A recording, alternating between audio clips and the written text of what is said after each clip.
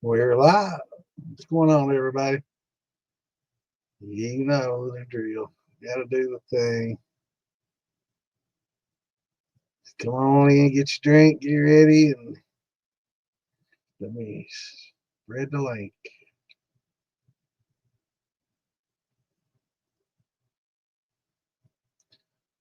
Hope everybody had a great week.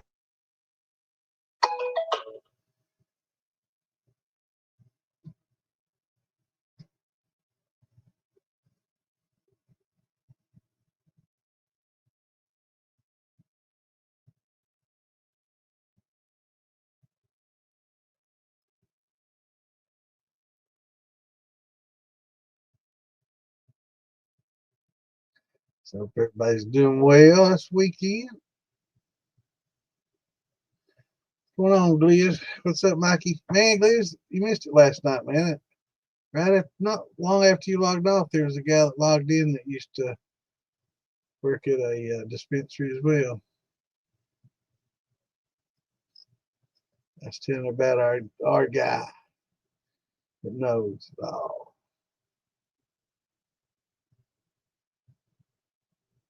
This should have been on, man. Should have stuck around. Pretty good time. Let me get some of these links shared. I'll share a bunch and then wait a little while and share some more. Share them too fast, they think I'm a bot.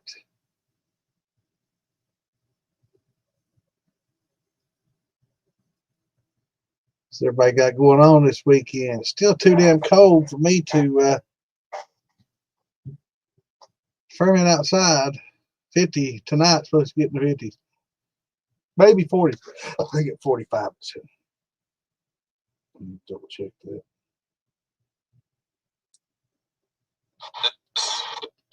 Yeah, get port ones off there.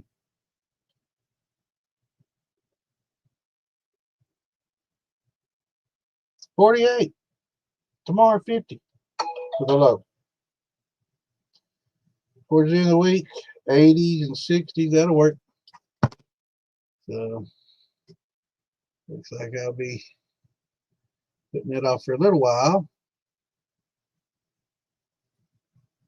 Yeah, it gets down to 50s, man. I don't even waste my time. It'll get stuck. It goes slow. I don't mind it. Just if it was wine, it'd be a different thing. But I'm using the grains. I don't know with the yellow label that I'm gonna try to do. It'd probably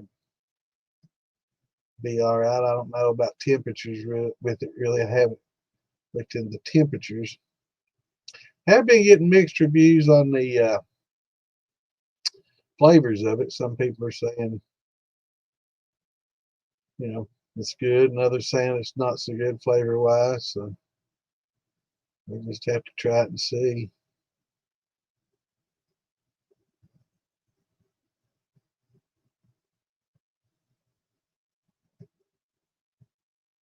I've got a little bit of watermelon to do too. I'm going to put that off a little bit. I'm going to let these watermelons ripen up a little bit. Let them get a little bit riper. What's going on, Chris?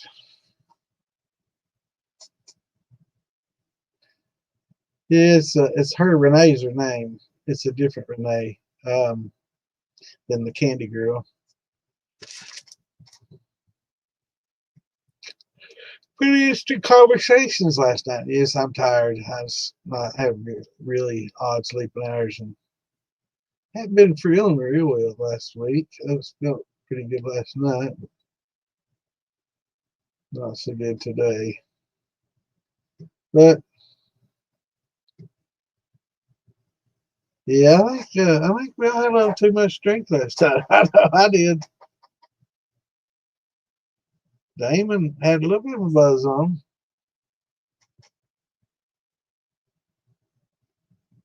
I think Damon might have been speaking in tongues at one point.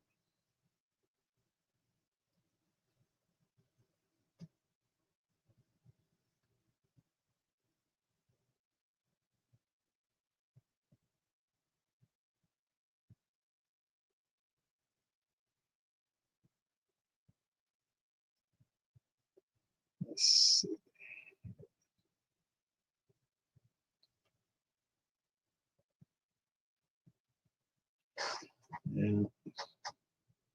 Maybe get a post there later.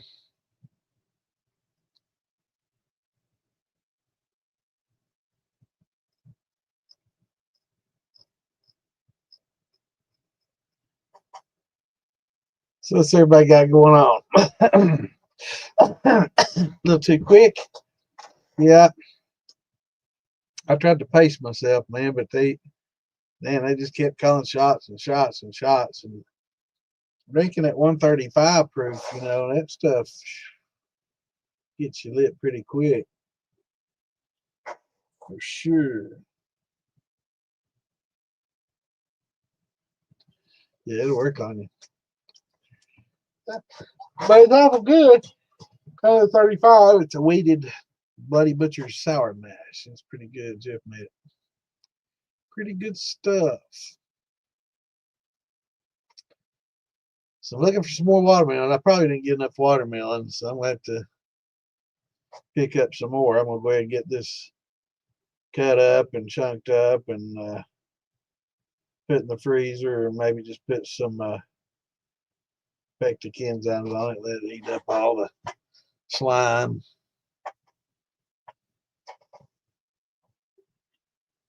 I can't give up too many secrets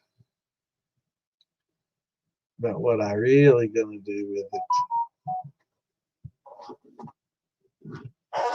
Oh,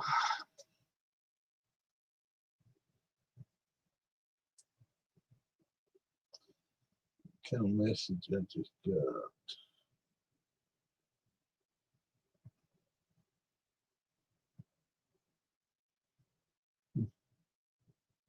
I don't know what that's about. Hanging off. What's going on, Dave? What's up?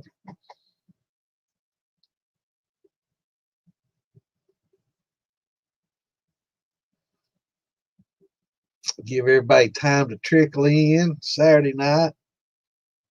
Everybody's dragging a little bit, man. It's starting to warm up, though.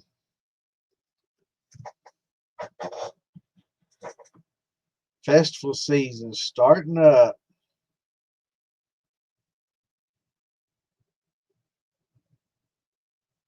So y'all know that if y'all have any moonshine festivals or bourbon festivals or anything like that around you, get on the militia and let Damon know so he can add it to our calendar. We're trying to build up a calendar, and every year, kind of carry it through every year. What's going on, Tricky Brick? We're trying to build up the calendar of events that take place all over every year. That way people can make some plans.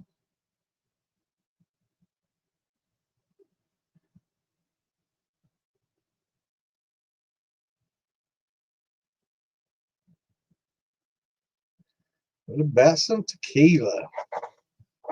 Hell yeah, man. You like the tequila? It's pretty expensive buying the agave, but you can make some really good tequila at home. Surprisingly, really good tequila. But yeah, make some pretty good stuff. I was drinking on it last night. I don't want to drink too much of it. It's so damn good.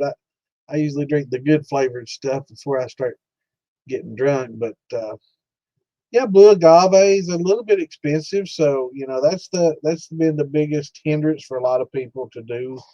An agave or a tequila. Um, so it can get expensive if you have a good line on some that's pretty inexpensive. It's relatively easy to make. It's just but that blue agave, you got to have it, and it's expensive. And it's kind of like molasses would be for rum, blue agave is for tequila, right? So, but I think we got some pretty good tequila recipes if you're wanting to do a tequila run. Let me see what I got in my files section here. Documents.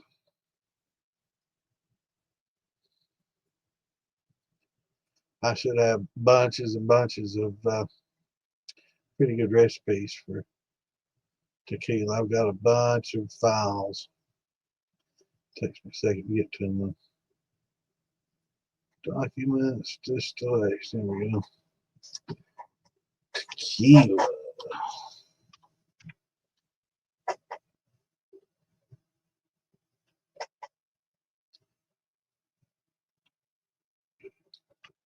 See what we got here.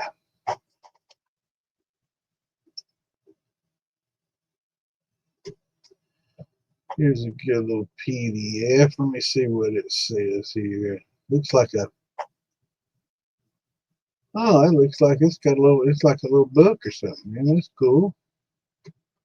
Yeah, I think I'll share that with y'all. Hope it's, yeah, it's a nice little book. Cool. So let me upload that to Sugarland's White Whiskey from Mark and Digger is like Crown Royal.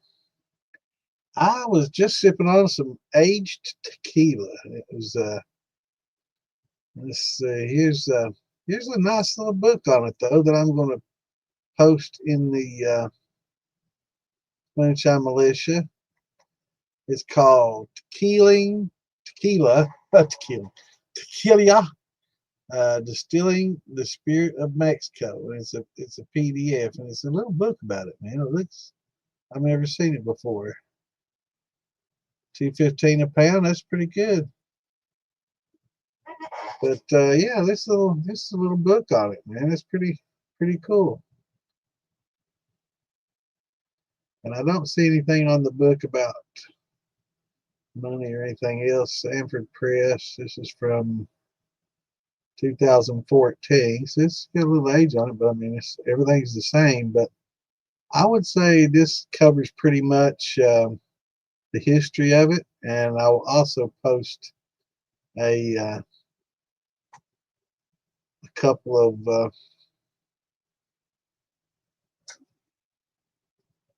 recipes. Let me put that in here real quick. Hold on just a second. I'm on the militia page now, so just let me go to files and upload. And let me find it again.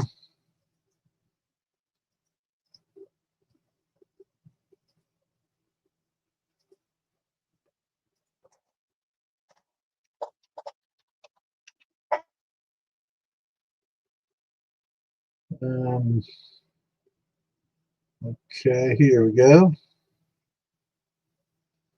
All right, just uploaded that to the file section. So if y'all are following along, you can jump in there and grab that. And let me share another file.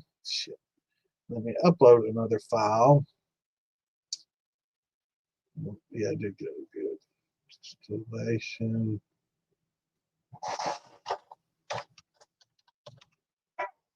Tequila. It's a Moonshine Life recipe that OJB shares. I don't know, he gets them from about everywhere. So we'll just throw this in there. Let me review that first though before I do.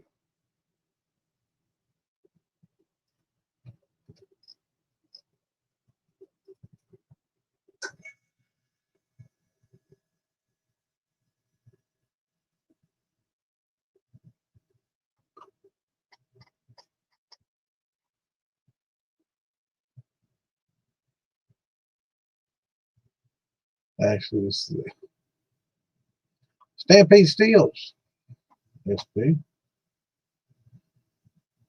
And everybody trying to claim it. It's pretty basic. I'm not even going to include it. Yeah, I don't like that. Stampede has a lot of stuff out, and if you're going to copy it, let the original person keep the rights. You know, just credit them. Don't try to put your name over top of theirs. That just sucks. Surprisingly, I don't have a lot of tequila recipes. That's, man. And all these files, that's it. Jeez. Not a lot.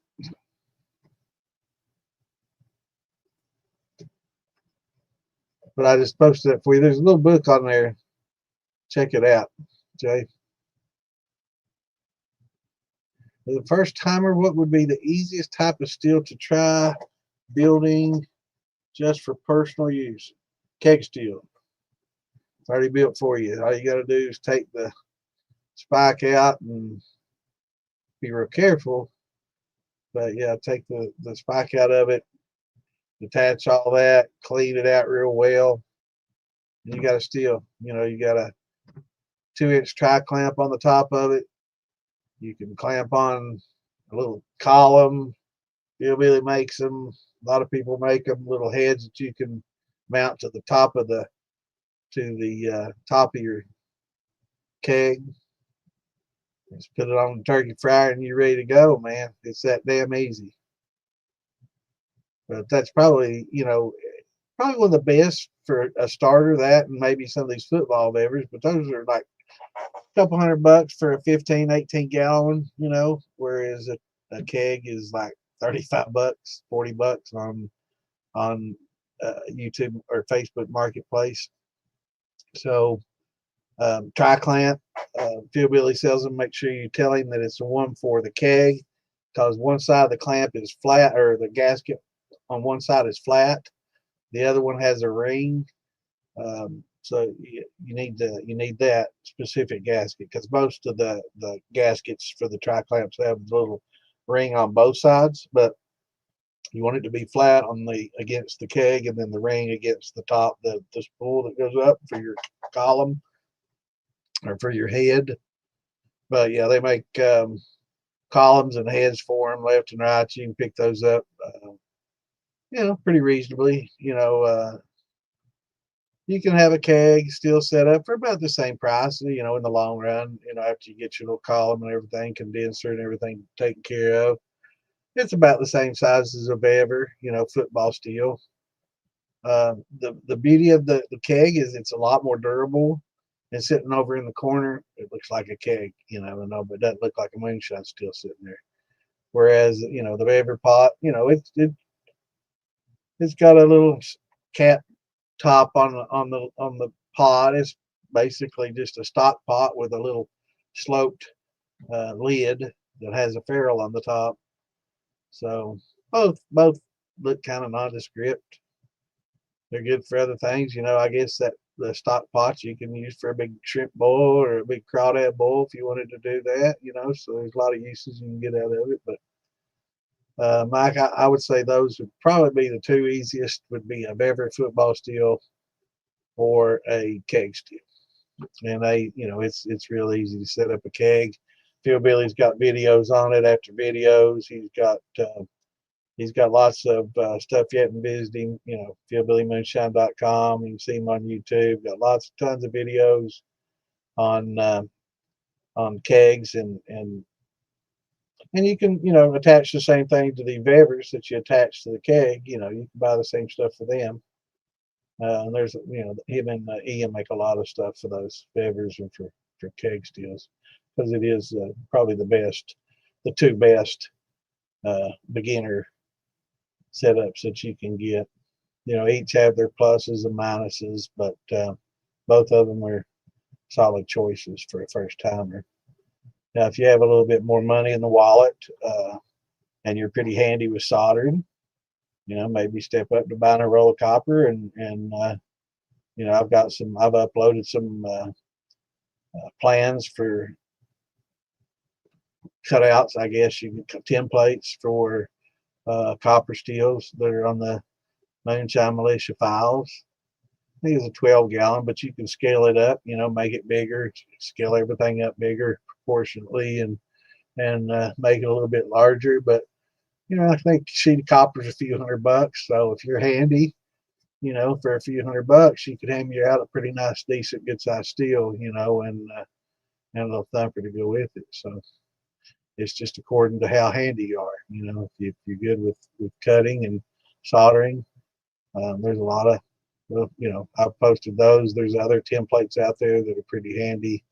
I do recommend kind of getting some poster board or some cardboard or something like that, kind of cutting them out first, and that way you'll have something to kind of wrap and size and tape together and make sure everything's going to work, and then you can use those as your templates, right? What's going on, Craig? What's up, Steven? Sugarland's white whiskey from Mark and Diggers like Crown Royal. Well, they got tariffs on it. I'm just kidding. That's funny. I am sipping on some wheat. Well, I was sipping on some tequila, but this is some 135 proof wheated Bloody Butcher sour mash. I need to get me some more of my peach there too. This stuff's pretty good. Damn, 135 works on an old man. Got me speaking in tongues here for a while. What's going on, Donald? Good to see you, brother. What's up, Scott? That's a good price, brother. Yeah, damn good price. So,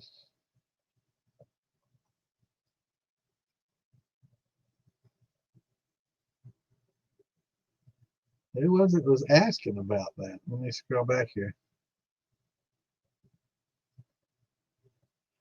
Well, I know somebody asked. All right, let's scroll back here. Oh, Jay did. Jay Jeremiah. Okay.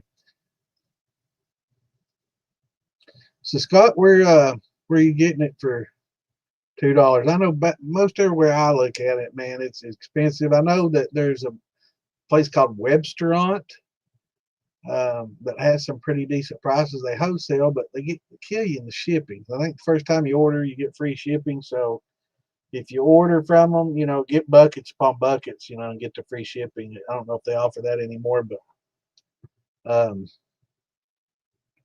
yeah, tequila, it's not real hard to make. It's surprisingly easy to make. It's very similar to like a rum. It's just following the recipe and fine tuning it, right? So find a good recipe. I'll have to dig around. I'm really shocked that that's the only recipe that I've got. I've got over 1,000 files, and that's the only recipe I got for tequila. But I do have some buddies that make it, so I'll try to hit them up for one of their recipes, and we'll get it uploaded to the militia page, and maybe Scott will share his. What's happened to everybody? I don't know. They've gone to hell in a handbag, man.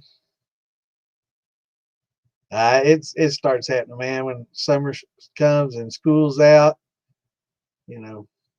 People got kids now, and they got going on vacations, and this is, I guess, about the first, not graduations. A lot of graduations going on this weekend, and a lot of fun summer stuff getting ready to get started. A lot of festivals getting ready to get cranking out.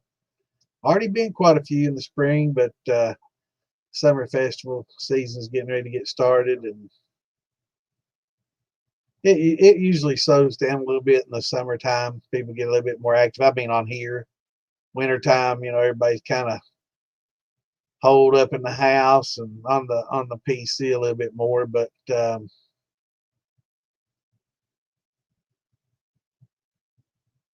yeah, they'll trickle in.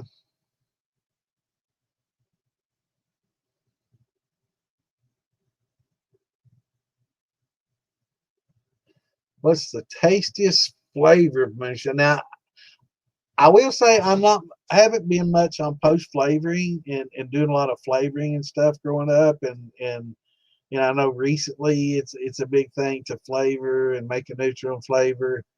I used to be a bartender and stuff, so I know how to mix a drink, but to me that's not as much distilling as it is bartending or barista, whatever. But as far as non post flavor, just a particular, if I were going to call it a flavor, I enjoy a lot of brandies. I enjoy a lot of fruit brandies. I enjoy making wine, but I don't really consider like a flavor. That's like a fruit. But maybe like apple pie. If that, I guess that's a flavor that I do a little post on. I like adding some little cinnamon and apple. to the apple brandy to make it an apple pie. So I'd have to say probably an apple pie is probably one of my more my favorite. I love apple juice. I've always been real fond of apple juice and drinking apple juice. So um, I'd probably say I enjoy doing that as much as anything. There's some peach, some post peach that I've dabbled with. It was okay. Um, I only did that because the peach that I didn't turn out this time as well. So I tried some of the concentrate that I was using for infusing to do a little bit of post to see if I couldn't get some more peach flavor out of it. And it turned out okay. It wasn't anything special. Um, I'd say apple pie probably. I like a decent little apple pie. But like the flavors and stuff. I mean, I like drinking some of them. I know Damon's got this sour patch watermelon, sour watermelon stuff. He called it a sour patch. Man, that stuff's good. It's sweet and tart at the same time. It's got a little bite. I enjoy that. There's a lot of different ones. Phil Billy makes a ton of good flavored stuff. Him and Ian turn out a lot of shoot. But I mean, popcorn. He got some buttered popcorn, John. That's crazy.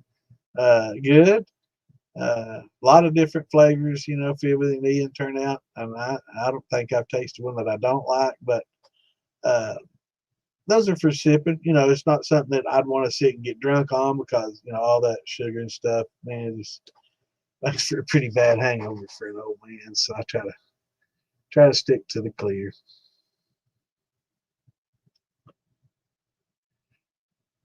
Nectar Pina.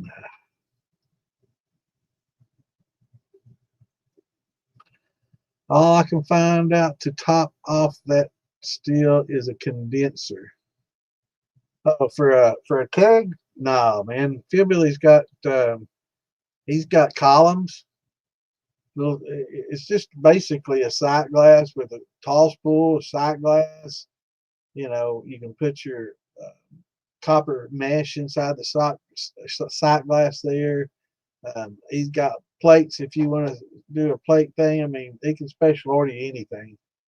But they've got whiskey heads that fit on top of them, with lint arms that can go into jar rigs or thumpers. It's once you start using tri-clamp fittings, really the sky's the limit. You can get very creative. Yeah, the blue yeast is definitely what you want to use on your, and it takes a little bit warmer. It's definitely something you want to do when temperatures are up a little bit. If you're uh, down south and it's 80 already, you're fine. But up here where we getting 50-degree nights, it might be a little bit early unless you're gonna do something to kind of heat it up. But yeah, you can get a column on eBay. You can get them on Amazon, but I always go to what's going on, Martin. I always go to Fuel Billy. Yeah, most of us have run stuff with butyric. Butyric is an organic acid. It's one of many that's natural in fermentation. It's the one that smells like puke. It's a natural acid. Um, it's what's in our stomach that helps us break down food. So it's what's used to help break down what we eat. And when you it smells like vomit. So if you have a mash that's got that vomit smell, you have to let it run its course with butyric. If you run it while it's vomiting, smelling, it's not going to be so good. So you just got to let it run its course. Um, there's lots of different acids that can show, like lactic acid, a butyric acid, acetic acid. There's lots of organic acids that occur in distillation. Sometimes some of them get a foothold and take off on you, and it's just, I don't know what causes it to be worse in some mashes than others. And you can do the same mash over and over, and it will never do it again, or so it's just kind of one of those.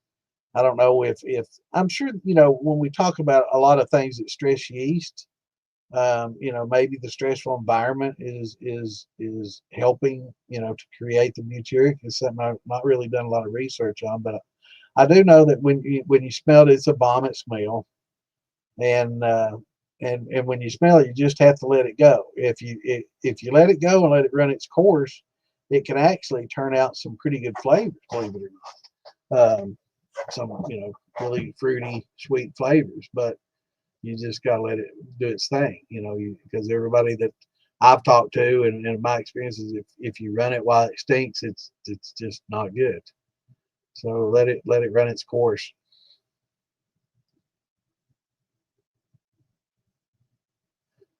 Looking for anyone selling a 35-gallon pot. Well, we'll keep you in mind, brother. Definitely keep you in mind. Might be best just to hammer one out, bro. Or get you a big 55-gallon stainless drum. I know that ain't copper, but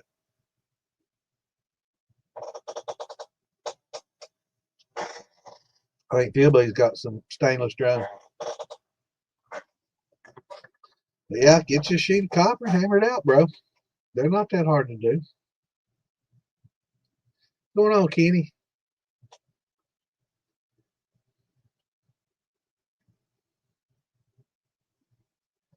Blue corn, Tucker's white corn, rye, and barley. That sounds good. Yeah, I like that blue. Now you going with the Ohio blue or the Hopi? What's up, Dave? What's going on, brother? What's up, Colton?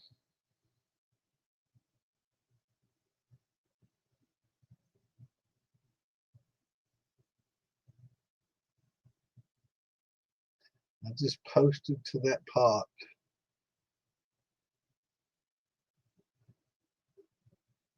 All right, brother. Yeah, there's yeah, look around for kegs. That's a great starting keg. They're very durable, you know, and you can put about any good little column on it, and it doesn't get a little flimsy. Your Weber's a thin stainless, and the lids can only handle so much, and you got to start supporting things if you get a whole lot of weight up there. But kegs can hold quite a bit more. Have a buyer's account with a company that sells dextrose agave and black pearl molasses with West warehouses near me. So that's awesome. You know how?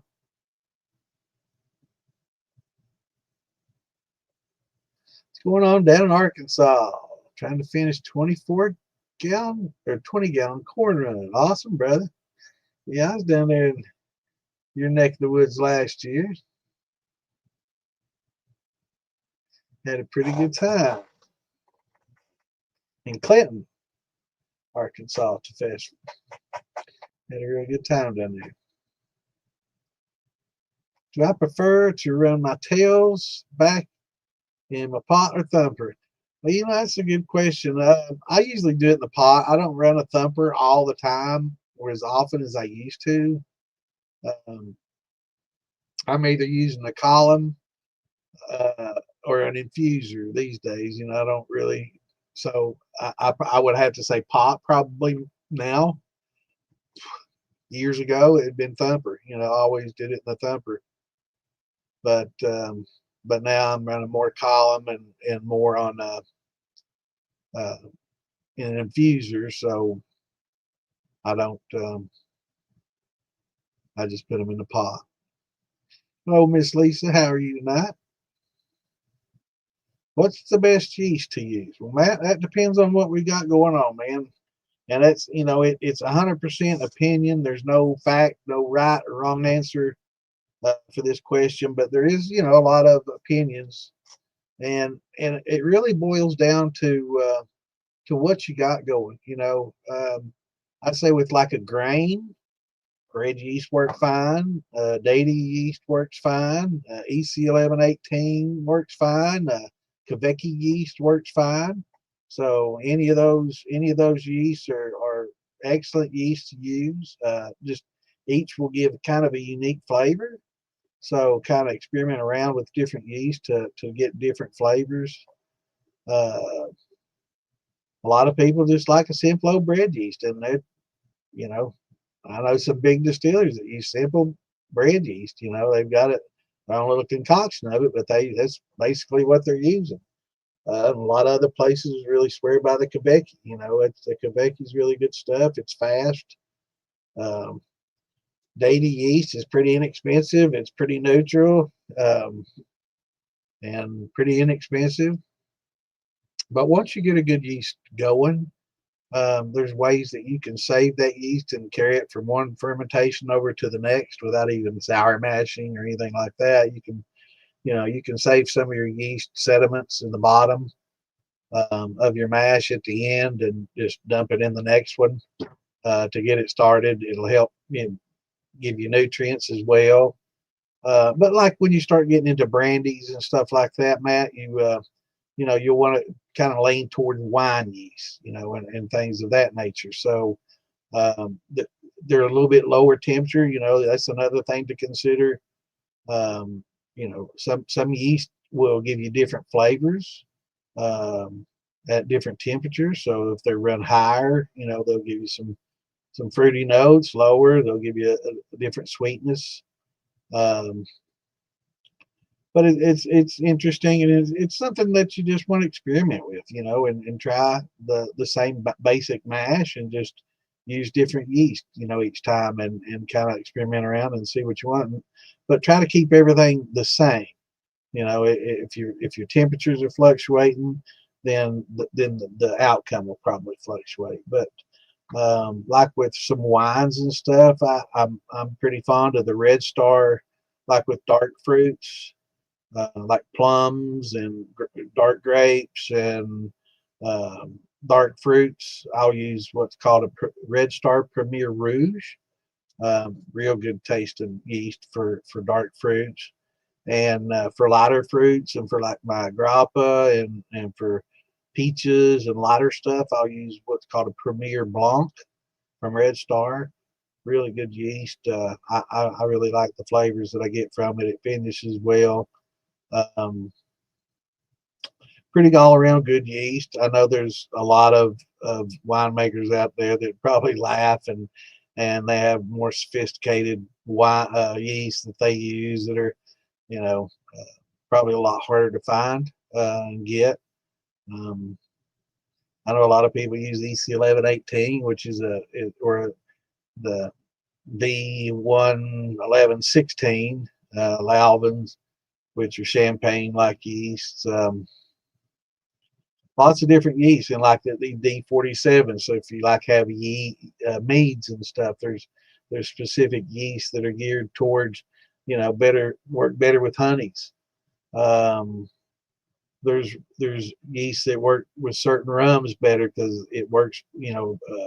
Molasses has quite a bit of unfermentable sugar, so in some of those rum yeast, they add a little invertase to help convert some of those unfermentables into fermentables, so it finishes out a little drier than just a standard yeast might.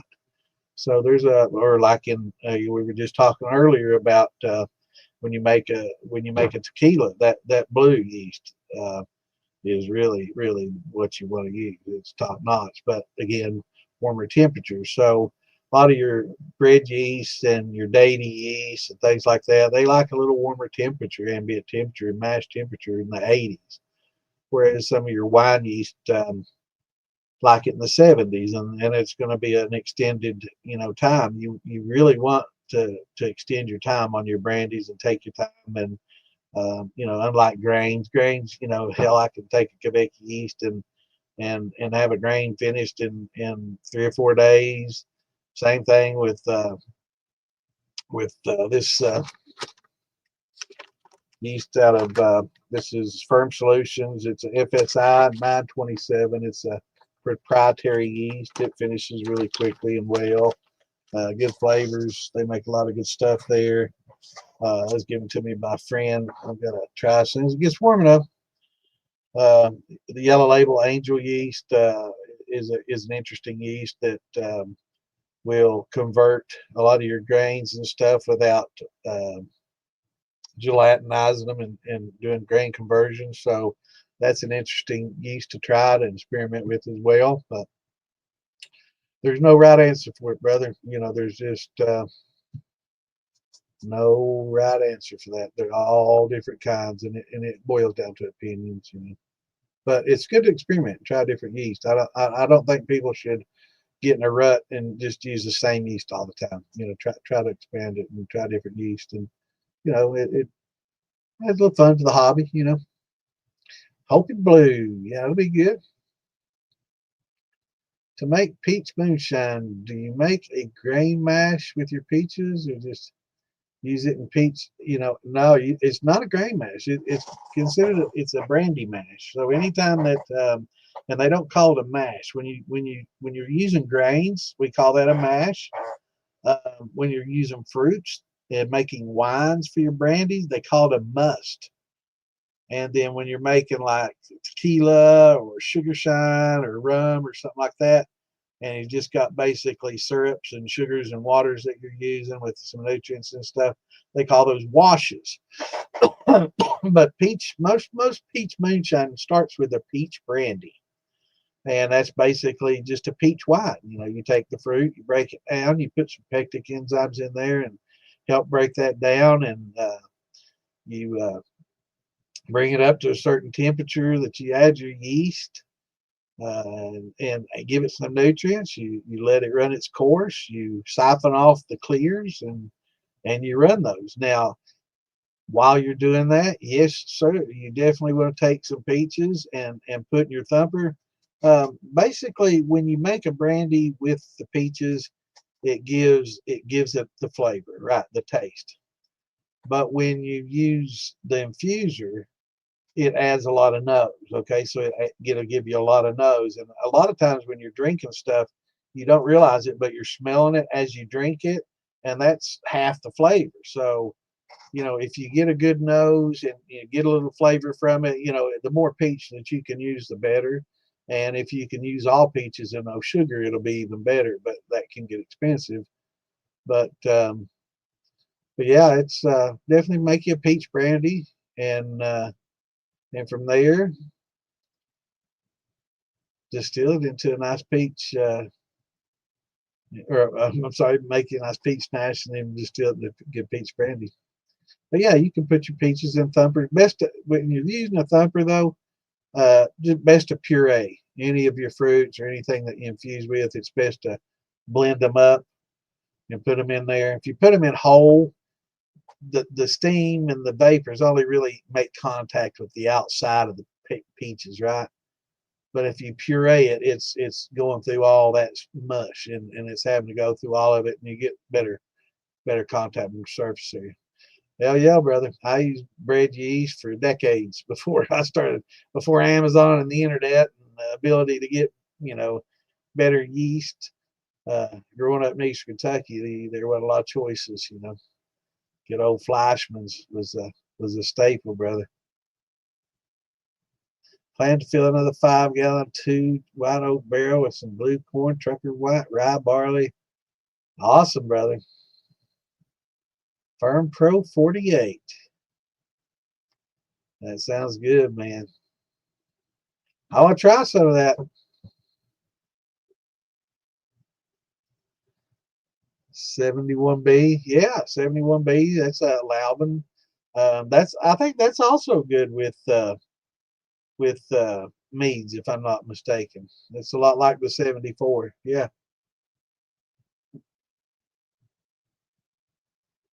Yes, sir. You certainly can, brother. That's when you make a brandy, you're making a wine. So, and that's why when you learn to make wine, you'll make better brandy than just learning to make like a mash for a shine, right? Or a must for a shine. I tend to call it all mashes too. Um, but if you're making, just a must for shine, a lot of people cut a lot of corners that winemakers don't. So to make the best brandies, I recommend, following what a lot of these winemakers do, because the better the wine, the better the brandy. That's all there is to it. And you got to make that mash or that must good enough to drink, right? So, yeah. It's definitely, you can definitely get you some boxes of wine and run it. A lot of people do that. What's going on, Mr. Scully? How you been, brother?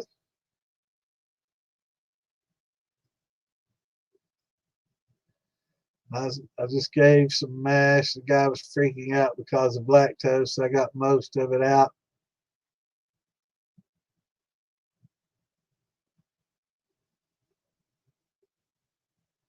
Yeah, man. Lactose is only really a problem. We've talked a lot about lactose. Lactose is only a problem if it happens early and it decreases your alcohol production. It competes with yeast for sugar. Lactobacillus is a bacteria, and it'll get it. It's like yeast. It's all over everything. So if if you don't pour that hot 160 plus degree water over your fruit, your grain, or whatever that you've got, and it's got to be 160 degrees plus. So it's got to be hotter than that. If you dump that over all your fruits and grains that you're using, and you don't add a lot cooler like we do with our malts a lot of times, you'll pretty much kill off most of your lactose. Anytime you get that lacto infection, though, you need to clean your equipment really good so you don't start out with it the next time.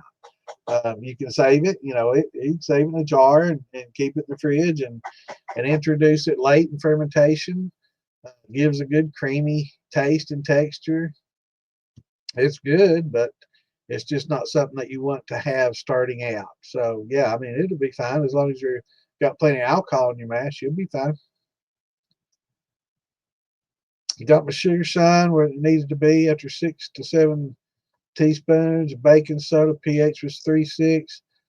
Um, Scully, if it's 3.6 and you're near the end of fermentation, I wouldn't even fool with adding the baking soda, brother. 3.6 is okay for most of the yeasts are designed really to handle acidic environments. Definitely what it's designed for. You don't want to take it up to 5.7 anyway. 5.2, 5.3 is as high as you ever want to go. Um, but yeah, it's fine. It's not going to hurt anything. But from now on, if it's towards the end and you started out, let's say 1070 or 1080, and it's 1020 and you're 3.6, don't worry about it, man. Just let it finish, especially if it's warmer and everything's working well. Let it go. It'll be fine. Um, Maybe next time throw you in some of those oyster shells we talk about. Boil them up, clean them up real good, and uh, and and that'll help. That'll help buffer it a little bit, and it's not going to prevent it, but and it won't. It's not a quick fix like a baking soda. But if that's all the baking soda that you added and that helped you all you needed, you'd be fine, brother. But it'll foam up, so be careful when you add that baking soda because that shit'll foam up crazy on you.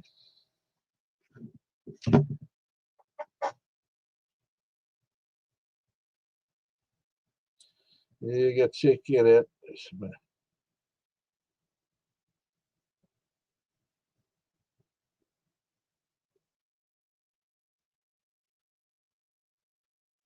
The cameras.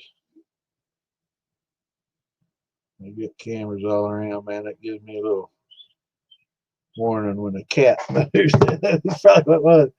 Uh, Going back to your tails question. Did the tails bring good flavor over when it was in the thumper?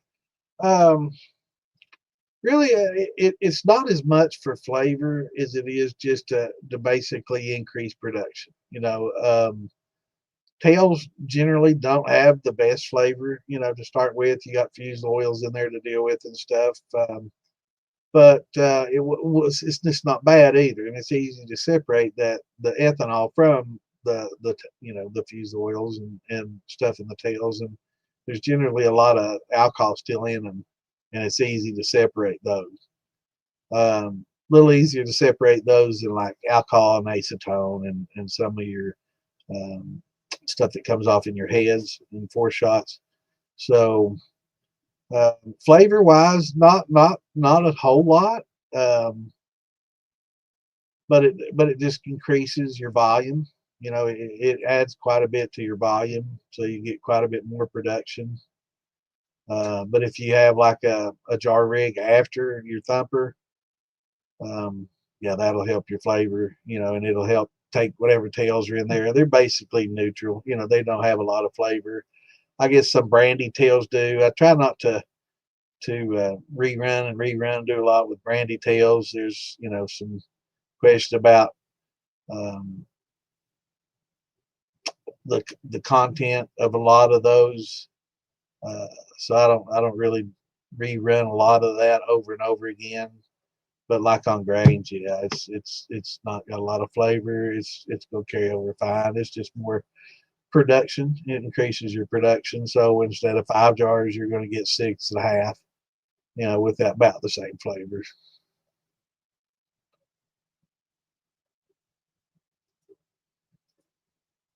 So the corn in the barrels junk for sour mash.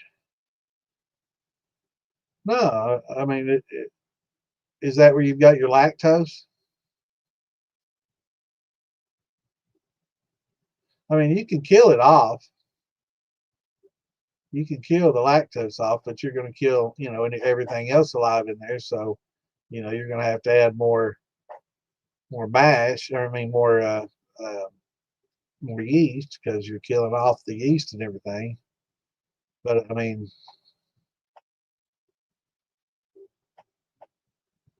but yeah, lactose is something you really don't want to run into when you're doing a sour mashing. It will create headaches. So that's one reason to kind of have the um,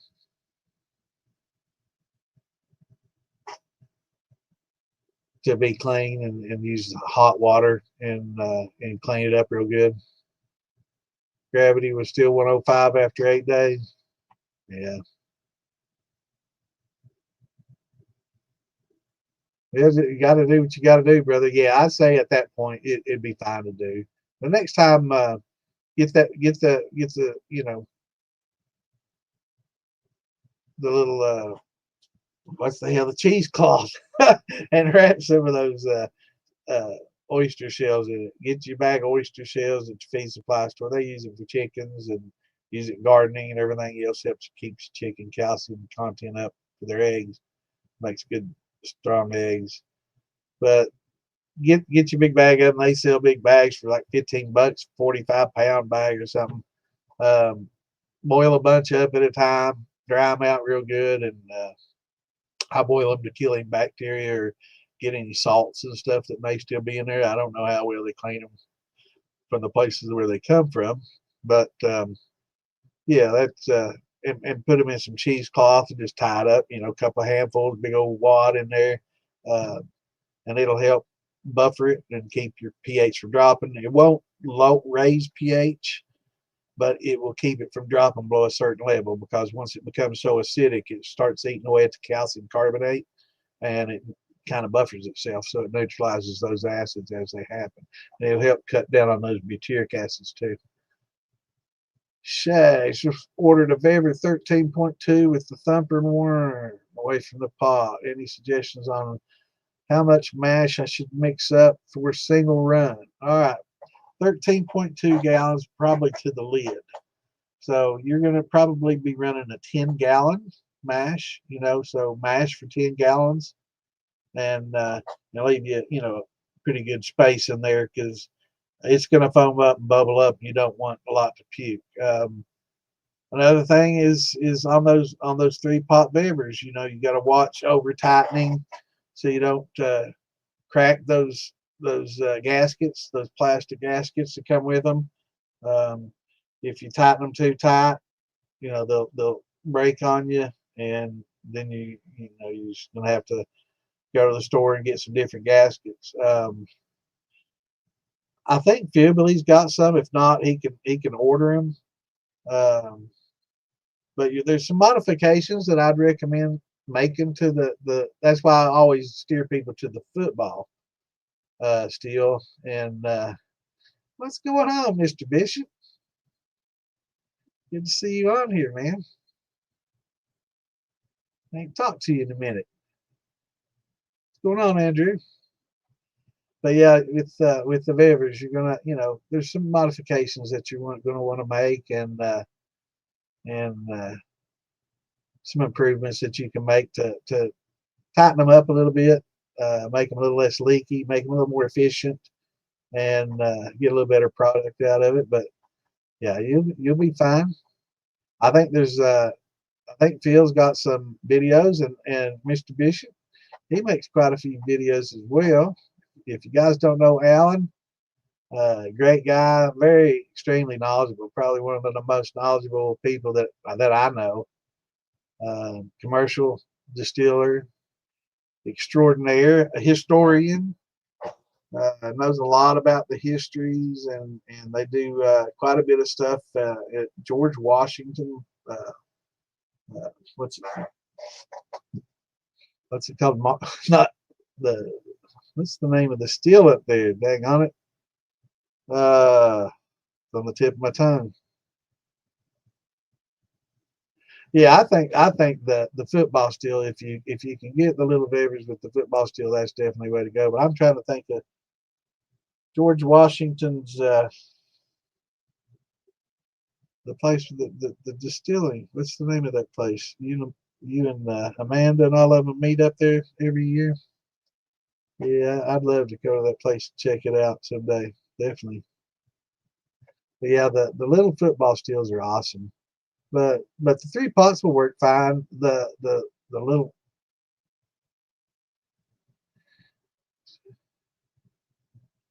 actually I love Mount Vernon. That's it. Yeah, I, I was thinking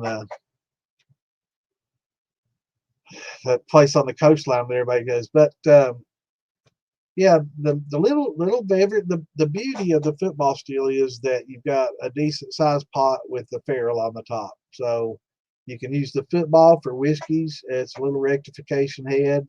You can stuff the copper mesh inside your football, your rashi greens, whatever you want for uh, reflux and for cleaning off the sulfides and sulfites, and so that helps a lot. The little canister filters that come with them are okay. I kind of prefer. I've got a decent little shotgun condenser I use on mine. I prefer it over the little canister that they have, but it's not bad. It's not a bad little filter. One thing I like about the canister filters, it's enclosed, so you can pump more water through it and keep a better regulated temperature because you don't have to worry about it overflowing. Right, so your flow rate you can control. You can have a high flow rate pretty much as you want until it just blows the hoses off. Right, um, so you can increase your flow through them and force water through it instead of just having it trickle in and leaking out, through an exit pipe. So that's one thing that I really prefer, with the football steels. And, you know, you can take that football off and you can slap a column on there, and you can take that off. You can slap on a big, whiskey head. You can take that off and slap on a Mr. Fusion. You can get some deflagmation going on. It's just very versatile. It's very versatile, and you can do a lot of stuff with it. What's going on, Andrew? Yeah, I agree. I think for the money and for what it is, it's probably, it would be a go-to. That and the cake steel, they're kind of both very, very handy. Cake steel, if you know somebody that can weld you some ferrules in, you can do pretty much the same thing with the keg, except you can't put it on a stovetop, right? You're going to have to use a burner, or you're going to have to put some ferrules in the side and go with some electric elements, or of course you can put it on fire as well. But the little beaver football, you can put it on the stovetop, you can put it on a turkey burner. You can, of course, add, electric elements to the side if you want. Another great thing that it has, a lot of people don't utilize, it's got a false bottom. So if you want to, kind of sparge off your grains and put your little grain bag in there, you kind of distill on the grain, something a lot of people can't do. So, it's fun to experiment with, and it's a very versatile setup. Definitely. But yeah, Alan and them go to Mount Vernon every year, and they do a recreating back in the colonial times of how it was done, and they make a run. I guess a few times a year. And I know Alan's involved with some other guys. Um, can't remember their names off the bat, but they do a lot of recreation. And I mean, they get all dressed up in period garb and do like old absinthe. I think there was one. Who are those guys that you do that with, Alan? That here in Kentucky, I can't remember the guys' names, but y'all did that absinthe from way back in the early 1900s, maybe late 1800s. Uh, absinthe that was very interesting. Yeah, I'd like to get Alan in here maybe some night and have him as a guest to sit and talk to a lot of beginners. It's he's a wealth of knowledge and he's a great guy, all around great guy. But yeah, I envy him doing a lot of that. Recreating a lot of stuff like that looks like a lot of fun. Period garb and everything you're using, is from that era. That's cool as shit to me, man. That's awesome. Yeah, brother. But yeah, it's there'll be a few things that you're going to have to do to that. The condenser that's on it is pretty much grossly undersized, so you're really going to have to keep up with keeping it cold. Generally you want 60 to 75-degree water for your condenser. It's going to be almost impossible to balance that in that Viver, that little teeny pot that comes with it with that little coil. Okay. What you want to do is get you a bunch of water bottles. I don't have one handy here. Just regular water bottles. Freeze them in the freezer, and they should sit down right in the middle of that pot. And get a bunch ready because you'll go through a bunch of them with 13 gallon. But you can just set it in the middle of that, and it'll help keep that temperature regulated the way you need it.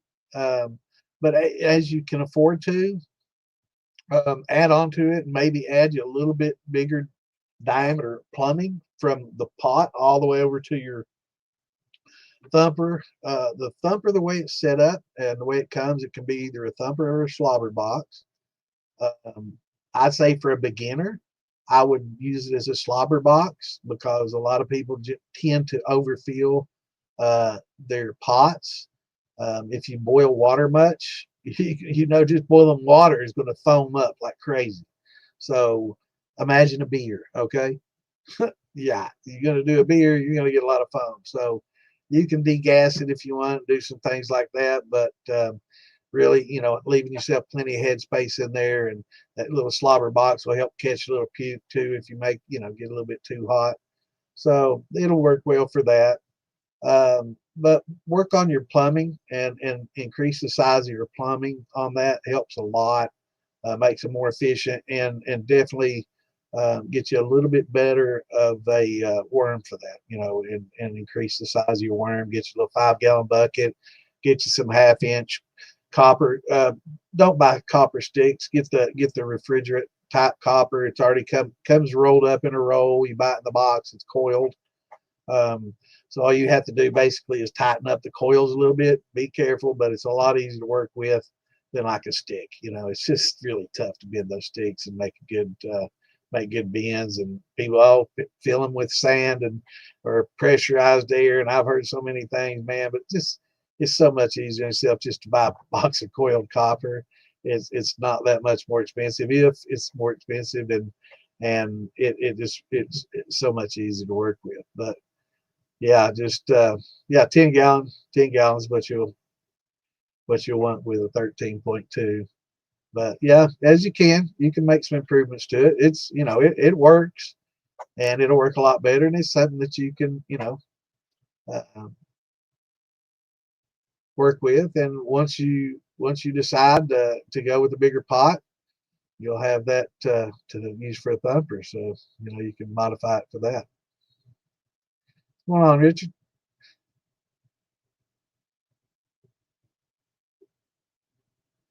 That's cool. Well, you know where to go to get you one of those. Yeah, I love my little football steel. I use it during the winter time and on my stove top. They work great on the stove top if you've got a specific type of stove top. Now, what you have to look at on when you do stove top distilling You don't want a stove that's going to cycle heat on and off, heat on and off, heat on and off. So, yeah, Martha's Vineyard is what I was thinking earlier. But yeah, that's why I was thinking Martha's Vineyard. But yeah. But yeah, you don't want a stove that kind of cycles heat. So if you could get, I've got an old Frigidaire. It's a glass top. It's one of those infrared ones. And once I get to like 8.5, 9 and high, it doesn't cycle anymore. It stays red the whole time and does not cycle on and off at all. So I get a good constant heat out of it. And if you have one that does that like that, it's fine. Uh, but if you have one, you can boil water and see, test it. But if it starts cycling on and off, it's probably not going to be the best stove for you. Gas stoves are excellent, but the old coil stoves, those are bad for cycling on and off too. So, but it just depends on the stove you have. I know my little old Frigidaire, it came with the damn house I bought. It was old when I bought the house. And that was 15. I think it's probably 25 years old, but it works great. And so I'm real happy with that. And it's a good even heat. It's got 5 burners, and I've got an 18.5, so it covers about all 3 burners. I do the front burner is like a 3200 watt, the back one's like a 19 or 2200 watt, and then it's got a little warmer. And I just crank all 3 of those full until I get a drip. Then I'll back off a little bit on the front,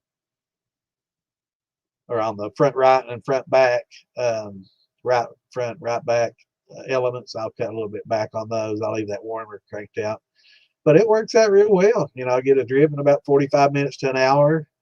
I'm done 15 gallons. I put in that 18.5, and I can run 15 in about 4.5 hours to where I'm hitting my tails, and another couple of hours, 3 hours if I, run it all the way, running my tails out, so I can do those. When using propane to heat, is there any way, tricks to do it so you don't? Yeah, the best first and foremost is knowing your burner. Um, having like one of those chicken or turkey fryer burners that focuses. It's got like a cone, and it focuses every bit of heat in like an area on the bottom of the pot like that. Those are excellent for heating oil. Those are excellent for boiling water, and they suck for cooking mash. So if you can get what's called a banjo burner, and it's big around. I use 10-inch banjo burners, and they have lots of little holes and lots of little blue flames instead of one fucking jet, burner that you can hear 5 miles away. Sounds like a 747 getting ready to take off. Compared to the banjo burners with lots of smaller spread out flames, that's really what you want. You get you a banjo burner, and it'll distribute your heat a lot more evenly. But if you're worried about scorching, you can use the steep method. You don't have to cook those grains for an hour and a half. You can steep, and what we mean by steeping is get you a cooler, or get you a barrel that's insulated. You can get like a 55-gallon barrel and put a little foam in the bottom of it, some of that solid 1-inch foam, just put in the bottom, set you 40 or 30 some gallon inside that, and get you spray foam and spray around that and fill all around it. And man, it'll hold heat for longer than you really want it to, man. You almost, after you do that, you almost want to get a chiller, because you're waiting for the damn thing to cool off, but it'll hold the heat real well. But it's almost like you're waiting forever and ever and ever for it to cool off. But that's a good thing, because you unless you're in a hurry, which isn't a good thing when we do this. So you get your pretty good rest temperatures. You get there's different times that you need to hold certain temperatures to get proteins and protein haze. If you're a beer maker, you probably know about that. But yeah, there's a saccharification range that you want to hold temperature, so it helps get that conversion going. But back to converting, just pour 200 boiling water over your grains, and keep so that I've got 20 gallons boiled, okay, and I know that I'm going to use 20 in my 50 pounds of corn, okay. So I've got 50 pounds of corn. I dump 15 gallons over that, and I stir the shit out of it over my cracked corn. I stir it, and I let it sit. And as soon as it gets down to about 190, 185, I'll dump a little bit more of that boiling hot water in there and keep that temp up. And that'll help it gelatinize pretty quickly, about 90 minutes. Just keep the temp up for 90 and use that, keep adding water to keep that temp up in that cooler or insulated barrel or whatever. So you'll never scorch doing it that way, and you never have to worry about scorching. And then as it gets cooler, you can add your malts and any other grains that you want as you step mash down. But yeah, steeping method works real well. You just have to have something that'll hold those temps and retain some of that water back to help you maintain temps.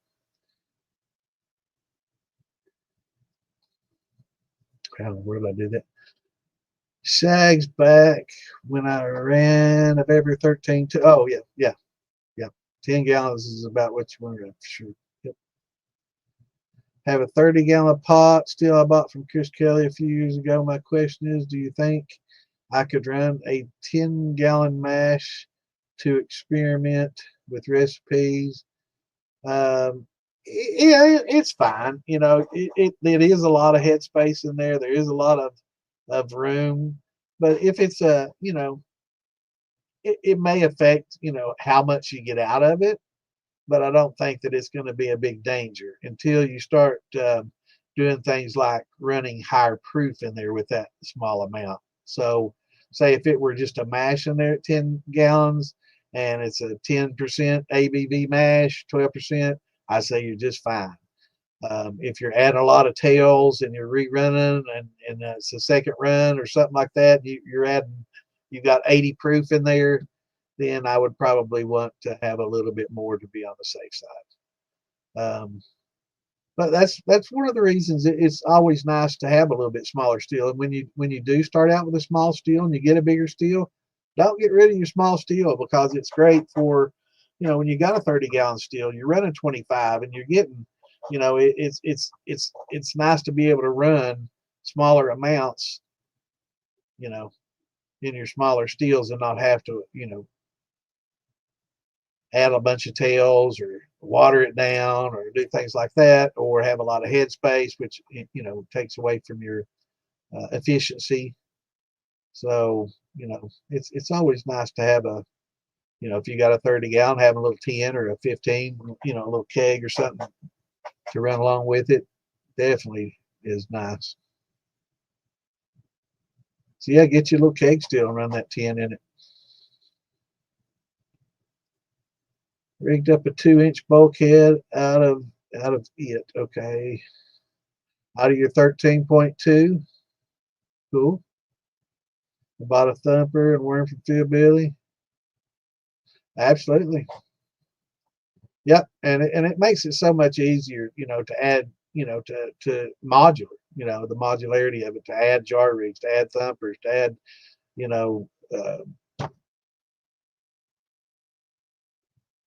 deflegmators. I'm trying to think of Wayne's. Oh, I just said it a minute ago. He's got the shocker, and he's got the shocker is his. I think it's a condenser type defleg with it. It's got the coil on the outside, and then the other one, I just said it a minute ago. This is my old man mind. Come on now, help me.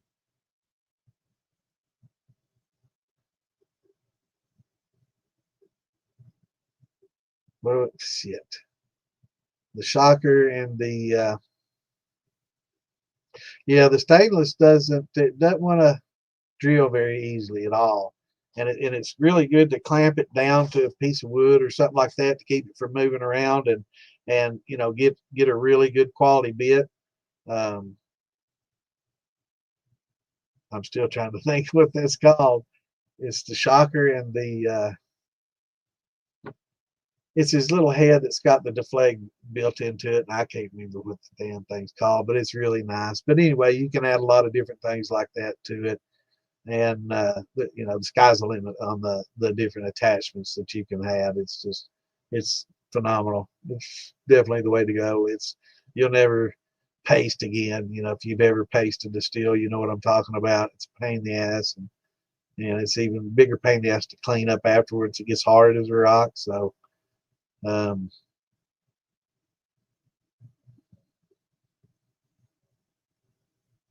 Mr. Fusion, thank you. Richard gets the gold star for the day. Man, I just said that a minute ago too, and I can't remember it. Man, my mind is going. It's going.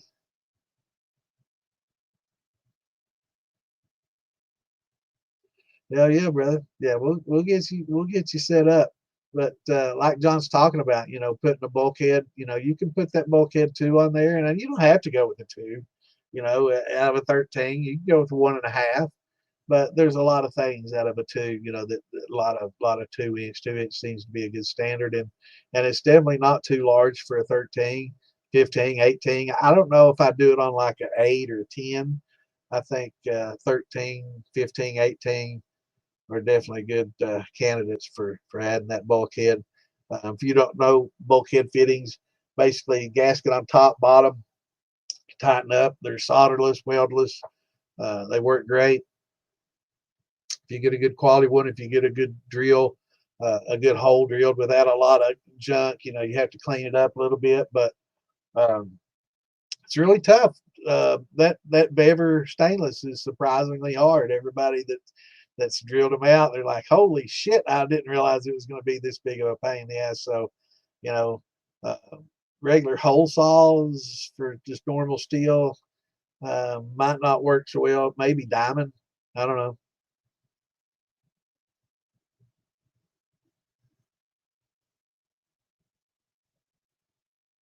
Yeah, I agree with that, man. Some diamond bits probably do the job, but I mean, those are expensive. And just a regular hole saw, yeah, diamond's definitely the way to go. Just the regular hole saw, it's gonna be tough, man. It's gonna be rough.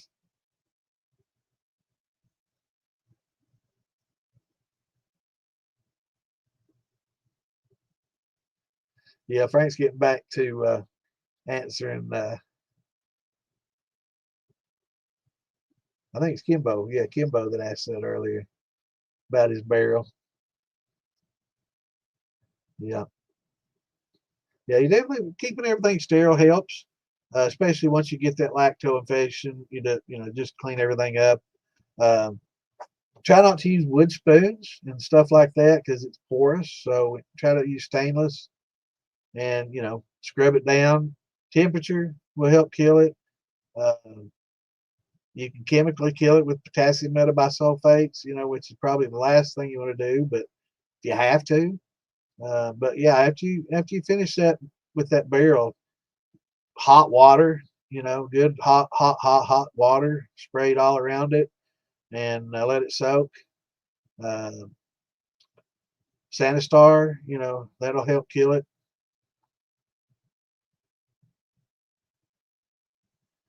Carbide stainless hose saw. Well, that if it's made for it, that'd probably be a good way to go as well. Diamond's what I've got and used, and it's tough.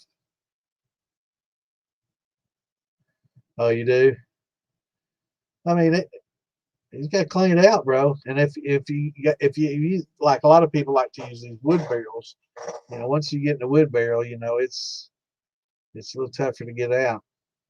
That's why I don't like using wood for stirring and use paddles.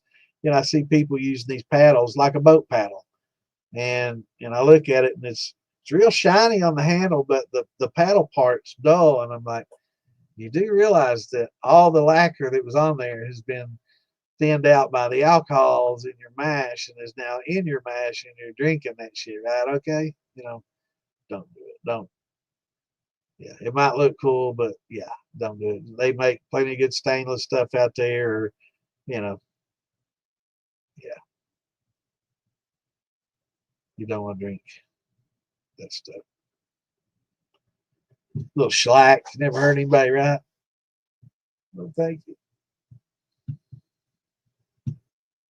Yeah, high proof will kill it. The sun bleaching it will kill it. Sure will. Star sand. That's what I was trying to think of. Star sand. That works on it pretty well. But just temperature,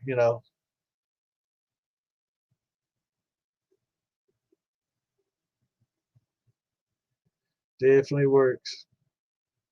But yeah, getting back to the Vevers, the 3-pot Vevers, since that is, and we've probably got a lot of people watching that use those or have used them or thinking about getting them.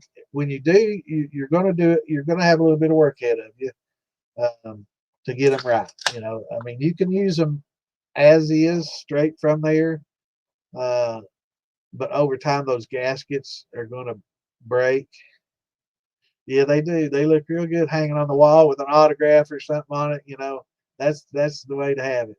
Or they look great with your canoe. But yeah, I don't like using wood anything for mixing and all that. I guess if you want to use it to help carry yeast over from one to the next, but people use yeast logs for that if you want to use wood.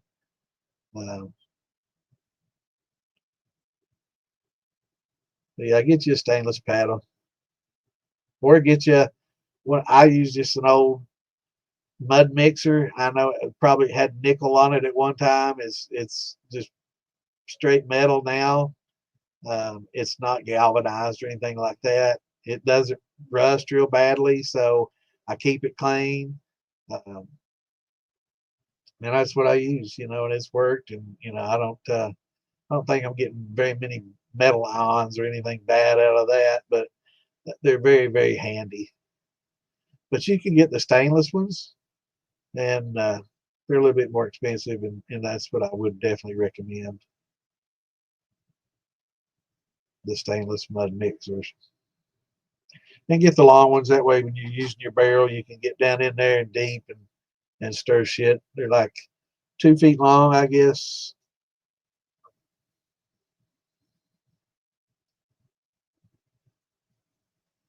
Yeah, yeah. The one I've got a little diamond kit, and specifically bought for that purpose, and they work okay. But it is a lot of work, and you definitely want to clamp it down to wood and just drill into the wood, and it gives it a backing. That way, you're not getting it bent down, because it requires a little bit of pressure.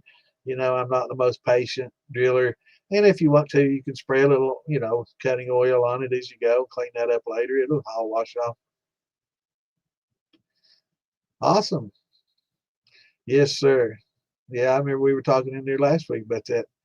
Yeah, you definitely want you to set you up a worm. I guess 10, 12 feet of 5/8, half or 5/8 is fine in a 5 gallon.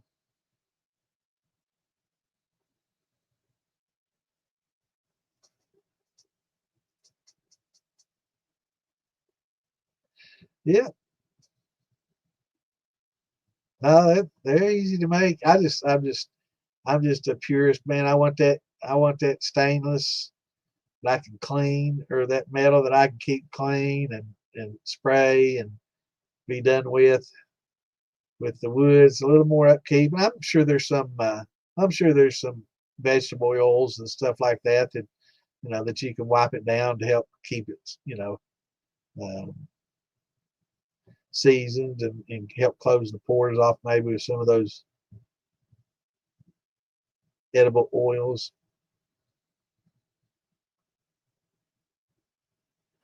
Yeah, 3/8 is fine. Now, did you get a whole 20 in that 5 gallon bucket? I like getting, like a 20 roll. That'll help you, give you some plumbing to get from your pot to your thumper. Yeah, 10 to 12 in a 5 gallon bucket is generally plenty. But if you get a roll like 20, that gives you plenty to plumb your pot, to your thumper, and from your thumper to your worm. So it gives you that little extra that you need if you need, some extra to get it done. But yeah, it's definitely the best way to go. Is worms are the best condensers out there, period, hands down. Maybe not the most practical, to use in all circumstances. I know the shotguns are pretty handy because again, you don't have to worry about an open flake stand where the water drains out. Kind of like the canister I was talking about earlier with a shotgun. It's enclosed, so you can force water through it. And unless you got a leak, you don't have big issues with a lot of water and drips. And anytime you use a flake stand, you can only feed as much water in as you can drain. So if you have a larger pipe coming out of your buckets, your condensers, that's generally a big plus. I mean, if you've got a ½ inch feeding it and it's feeding it with some pressure, you're going to need more than a ½ inch to drain it, right? Or you're going to have to cut back, right? So if you've got like an 1.5 inch, PVC or something coming out of that bucket, that'll just return it to the cooler or whatever you're circulating from.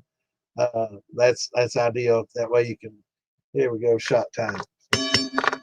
But that way you can kind of increase your flow to maintain that 60 to 75 degree sweet spot that you kind of want to keep things in, generally, unless you're experimenting. Cheers.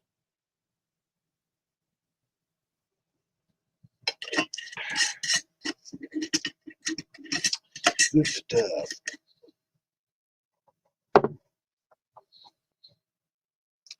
But yeah, that setting those up and basically when you get that beaver pot, once you get your worm like that, the little pot that comes with it, you won't have a lot of use for those. What's going on, James?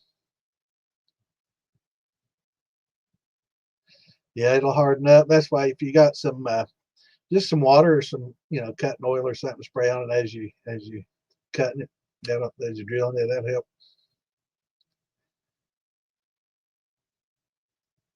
How things up in Canada, in the Great White North, brother?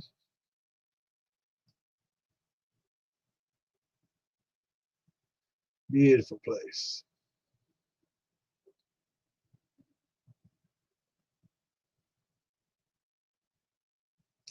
But yeah, the back to the 3-pot beavers. I like to get on that because really that seems to be one of the more popular steels because of the price. It's inexpensive and it's good for the money, but there are some little things that you're going to have to do. And going, watching Phil Billy's videos and checking those out a lot will definitely help. In fact, on some of these, hey Joseph, how's it going, brother? Hope you're doing all right tonight. But I'm going to have to start linking to some of those and posting some links in here because he's got a lot of videos on those. That's kind of what he specialized in early on. Helping a lot of beaver people out. So he's got tons of stuff.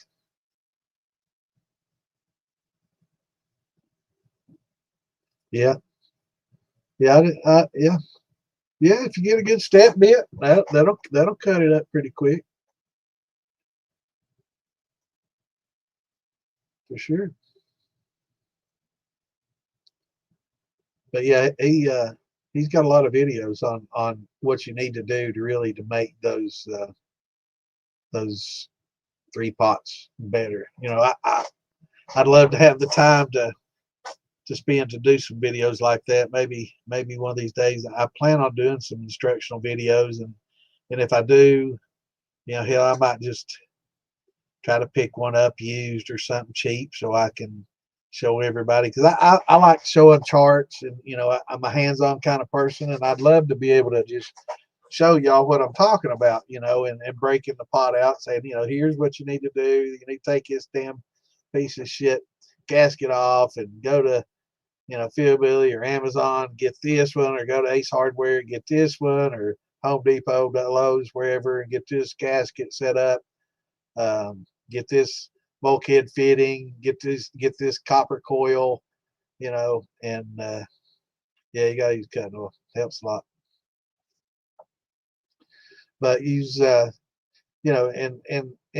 be able to do more of a hands-on, and that's what Phil Billy does. So I'd like to be able to maybe maybe I'll get Phil to help me index some of his videos that I can refer to because there's a lot of especially when it comes to the beaver 3 pots. Um, I get a lot of questions on those over the last few months. A lot of questions, and that's generally people have a lot of the same questions, and when they come in here, you probably heard me answering a couple of times, and when I do help, jump in there and help answer. It's we're all learning together, and you know the drill. You've heard me talk about them, so helping people out, and it's what it's all about. And that's a very common thing. Those little 3-pot bevers are, it's the one of the most popular little stovetop steels out there, and they do a fine job. Uh, but they're really good once you make the mods that we were talking about. Once you make those modifications to it, man, you'll like it a lot more.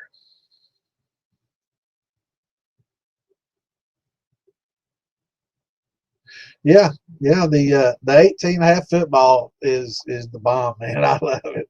It's. I wish I'd have had it years ago. I started out on like an old pressure cooker, right? And it was small. And then I moved up to a little copper pot that was small. And then I went to a keg, and I used a keg for a long time. And then I got some bigger stuff um, that I fooled with for a little while. They were big, big. Um, but yeah, having the little 18.5 on the stove top. If you got a stove top, that'll do it. Uh, but again, in the house, have a fire extinguisher. 100%. Do not even think about doing it inside your house without having a fire extinguisher that's ready for alcohol, because it's not if, it's when. There's always going to be little accidents happen. You know, little things, gaskets. You think you got that tri clamp gasket in there just right, and it's not in there right, and you didn't know it, but it's kicking out alcohol vapors and spewing it in the whole room, and and then it hit that gas stove, and I was just taking a piss, man. I was just, it was just a quick trip to the bathroom. I came back, my whole kitchen's ablaze. You don't want to be that guy. And I've had some friends that's had that. Old Phil, Captain Phil, had that happen to him on his bever. He thought he had those little clamps that come down. Those little locks. They have like a little piece of wire that go on each side for those clamps that come down. And I guess one side had come loose, and it was only hanging on one side. And he wasn't paying attention, and it wasn't clamped shut good. And he left. He walked away from the steel, went out. When he came back in, everything was ablaze. So, but fortunately, he had him a fire extinguisher, and he got that shit put out. So you definitely want to have the fire extinguisher.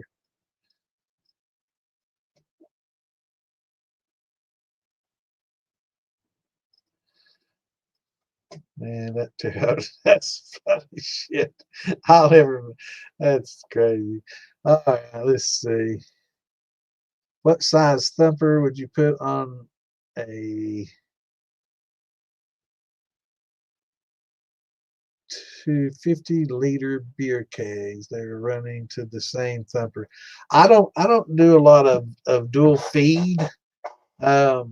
It's really tough to get both to heat up at the same time, and to have 4 shots go through at the same time, and to have if you're using a common uh, it's just tough. It's really tough to get your cuts down just right, because usually one will be ahead of the other. I've tried experiment with that in the past, James, and it's tough. I would recommend using just have 2 separate ones. It's beer kegs are cheap, and having little pony kegs for thumpers are cheap, and you're just one condenser shy of doing 2 separates anyway. So I would definitely separate it, brother, and make your life easier. I experimented with that, and that was the conclusion that I came to. Is I really wanted it to happen because had 2 80-gallon ones, and I was wanting to run them at the same time, and I came to the conclusion really quickly that yeah, I had to set up 2 separate systems.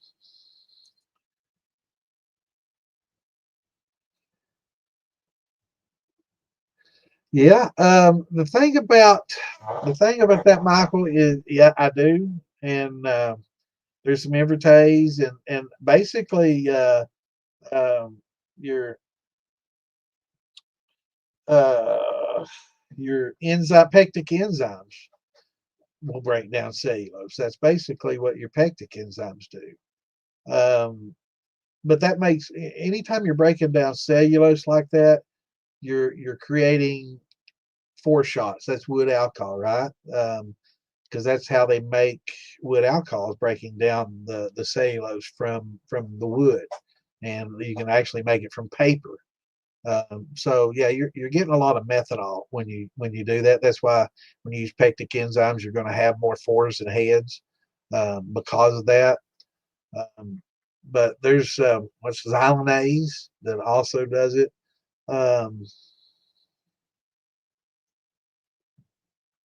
but I tend to, yeah, I don't fool with it. I've used the pectic enzymes and that helps break down the cellulose in the cell walls and on a very small level. Um, but nah.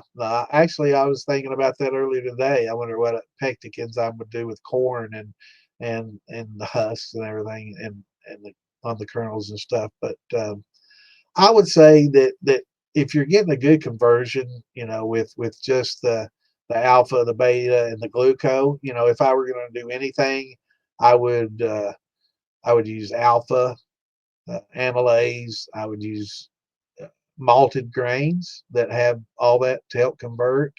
And then I'd finish with the glucose if you really want to, to get that high amount of fermentable sugars, as you can out of it. I would go that route as opposed to using the invertase or xylanase or, even the pectic enzyme on a grain.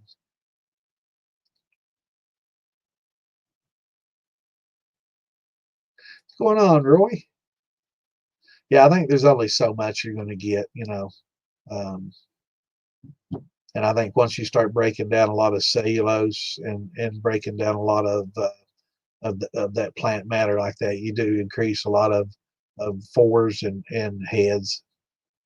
And I'm not sure that you're going to get that much return for the trouble that it's going to be worth. If you're a little low, I'd just throw in some dextrose to increase it before I would use an expensive enzymes, to help break down some of the plant matter. But great question, man. And I'm sure there's people out there that may be having luck. If you know of people that are using it and having some success with it, share it. I mean, I don't think it would be worth the trouble, really. I would definitely throw some dextrose in there and make my life easier. Or like I say, use that high temp alpha, use the malts, and then throw in some, liquid glucose, to help break everything up. I think that would maximize things as well without having to deal with a lot of more expensive enzymes or breaking down plant matter and increasing fours and heads. Yes, me too, Miss Lisa. Rough day for you too, huh?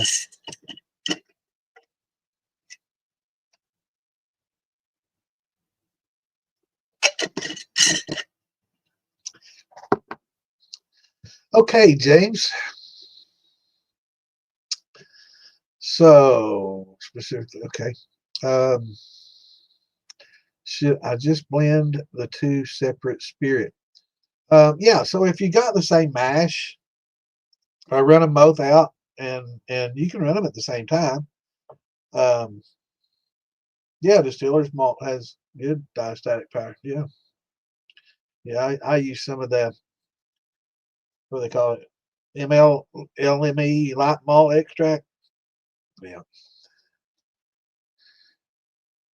yeah. I've got some bags of it. I've used it.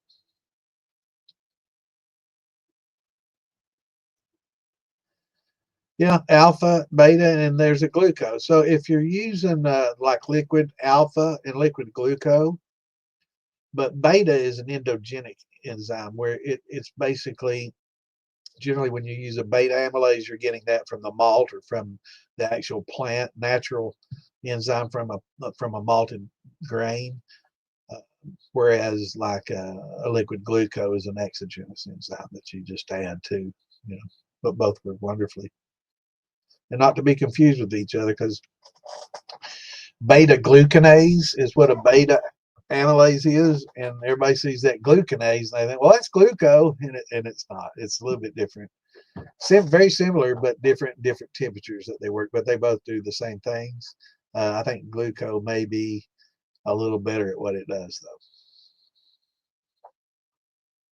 Back to James. Yeah, so like if you've just got, you got two stills running, you got them both dripping. I mean, yeah, you can blend it. I mean, if it's all just corn alcohol, if it's the same and, it's the same mash, you're just running it through two. Yeah, absolutely. Yeah, you can get you a big old pot and dump them in there and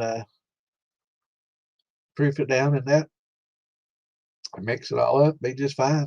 Yeah, absolutely.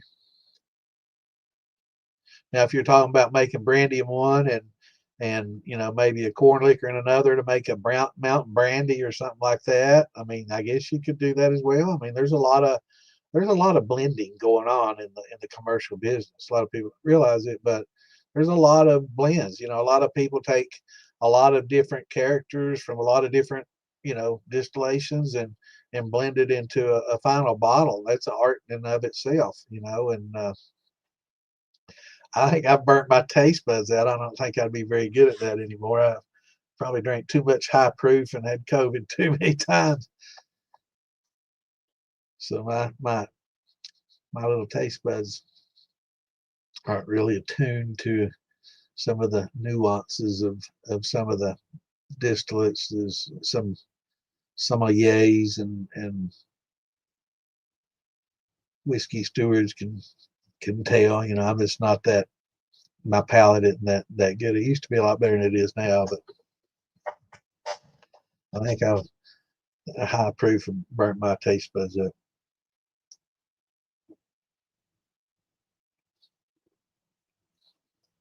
And I'm paying for it. Yeah, a lot of people don't talk about the liquid malt extracts and stuff. There's let me see, I've got a bag in here.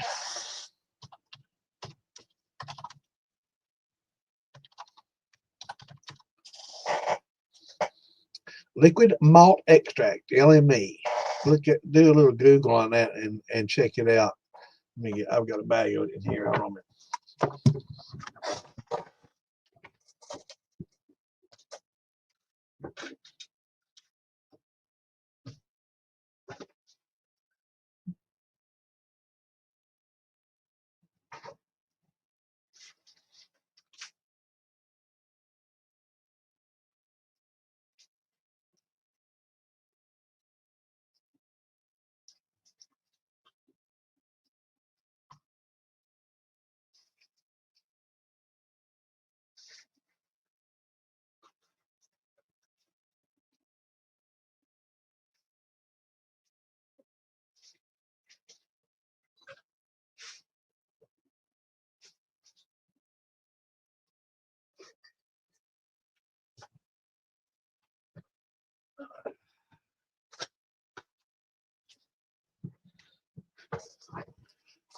It's not in there. It must be upstairs, but it's a big foil bag. You can get it at J.D. Carlson and a lot of other brew places had it. I think that's where I got it on Amazon. But it's good to use and it's good for converting and experiment with. It has some good flavors.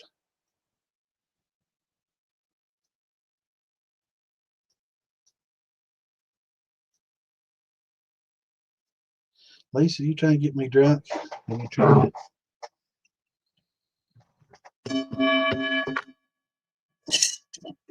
Let's start sipping this stuff now. I'm getting a little bit lit. Cheers.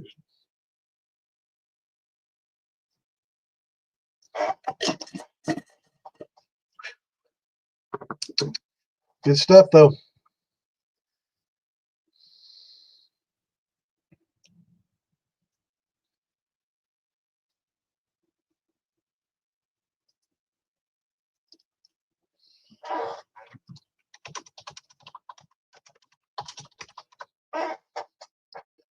Oh, just a second. Let me see here.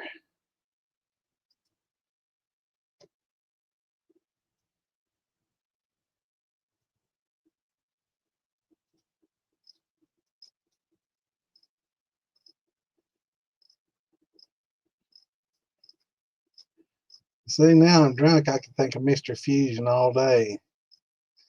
I couldn't think of it a minute ago. Wayne makes some really good stuff.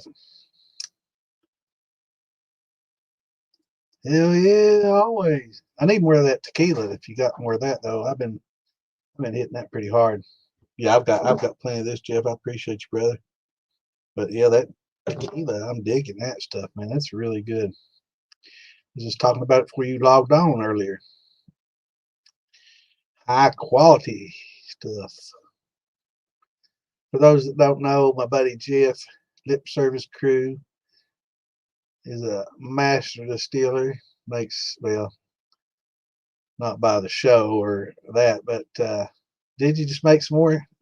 Got aged. That's the gold is really the best. I love it. But yeah, man, he makes some really excellent distillations, man. Excellent distiller. Definitely knows his shit, man. Makes good stuff. Really good stuff. Store quality, shelf quality stuff for sure. And he's a pretty good fella.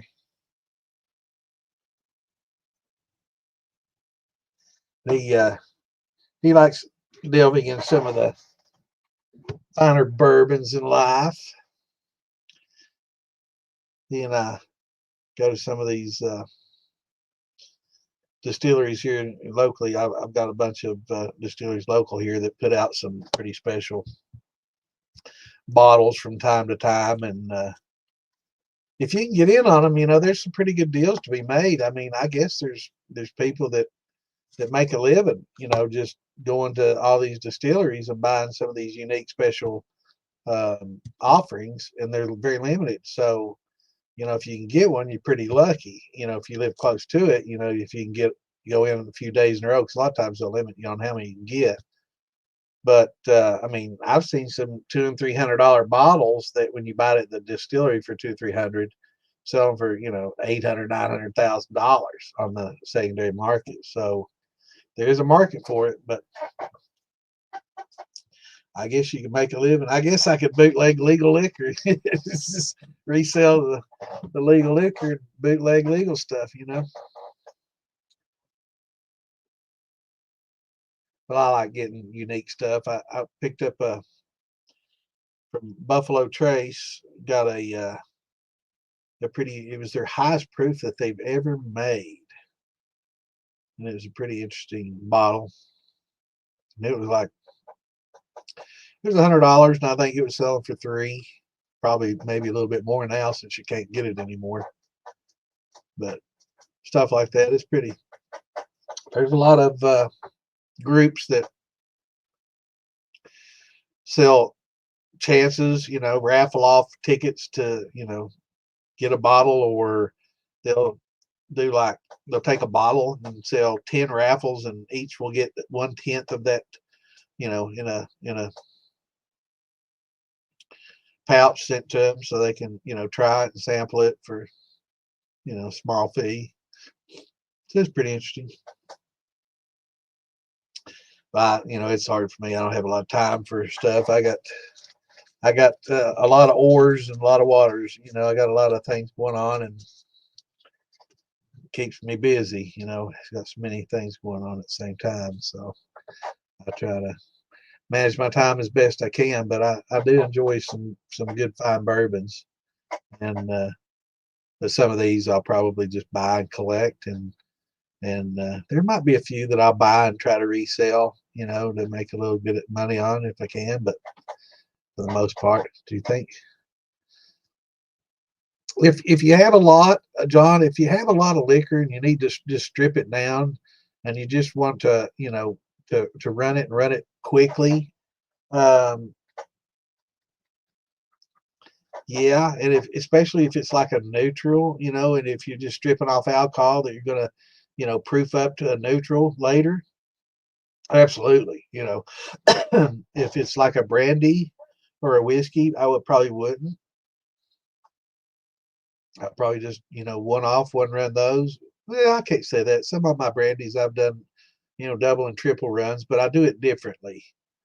Um, I do it like a cognac, um, and I run it at the same time. So a lot of times when people do a triple run, they'll run their liquor off, they'll make their cuts, and then they'll take it, they'll proof it down with water, and then put it back into a still, run it again, up the still, proof it down, and put it in the still and run it again. But each time, I think when you proof it down with water and rerun it, you lose a lot of flavor. What I do is I'll run it, and you're welcome, brother. I run it, and then I'll take off my forks and heads, and I'll run it all the way to the bottom of the tails, and then I'll dump that right back into the back set, right? Because that you wouldn't be amazed how much flavor is in that back set. So instead of using water to proof it down and run it again, why not put it back in the back set where all that flavor is, right?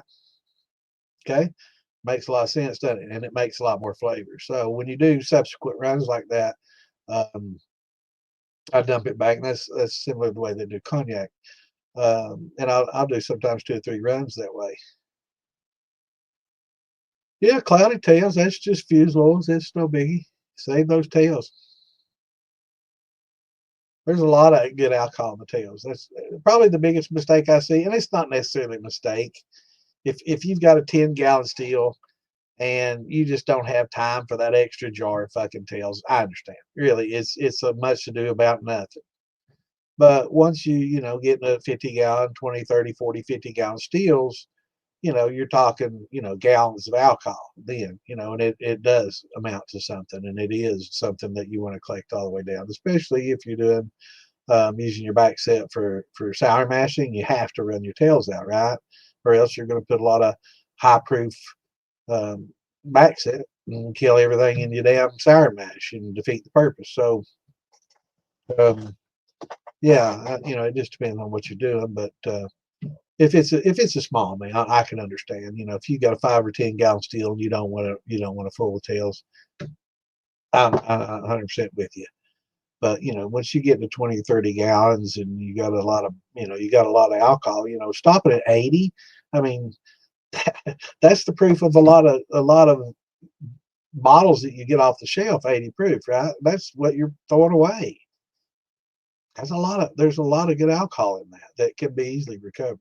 So save those tails. Maybe, you know, some people swear with the fours and the heads. You know, I do understand that there's some good esters in the heads, and there's some sweetness in there, and there's also some acetone in there that I just don't want to deal with. You know, and you know, I don't know if there's a right and wrong.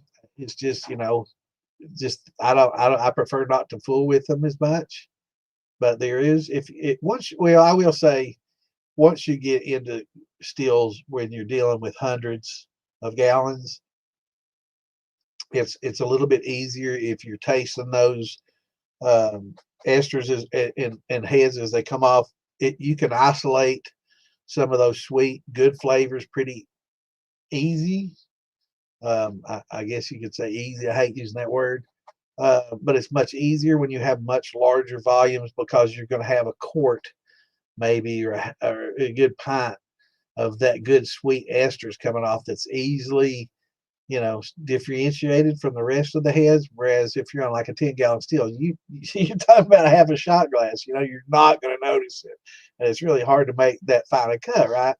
So you're really not going to notice a lot of that fine type stuff unless you're on a bigger setup, and that's generally, you know, higher level type stuff. So generally, I throw away all the heads and fours, except for the low fours, or the low heads getting into the high hearts. We were talking about that on the chart the other day. Um, Let me throw this chart up there, and this is kind of a pretty good little chart. So, you know, once you get to like right here And these two, yeah, you might be able to save those two and deal with that little bit of heads. And you know, that's got quite a bit of ethanol in there, right? That you can recover. But with these, fuck no. I'm not fooling with these. I don't care if there's sweetness in those. I don't have anything big enough to deal with that. No. So when I talk about low heads and high hearts, that's where I'm at. Low heads, high hearts, and right in this range. And yeah, you can throw those into your tails and run those again. Do a feints run with them. Uh, but yeah, this green's so much easier. Uh, yeah, you got some good and bad flavors. And ethyl acetate, aldehyde, acetaldehyde, acetones. Um, but there are some good esters in there, but it's really hard to separate. But yeah, out of your tails, you can separate that green pretty easy from the blue. But once you get down to 20, you're not gonna. It's not worth the gas and the time and the trouble to try to go any further. And also, um, let me throw up this chart and see. Once you get up to here, this line starts going straight up, right? Because once you get to like 4%, 8 proof, it really you get water, straight water and 8 proof all the way through, or 4% alcohol all the way through until all the water's gone. So once you get that far, you're really just boiling water with a little ethanol, and you're getting it both off at the same exact ratio, because this line never crosses here until all the water's evaporated and you're dry. Okay. And that's why this line doesn't cross here either, because it's hard to get beyond 200 proof. Can't get beyond 200 proof. But it's hard to get to 200.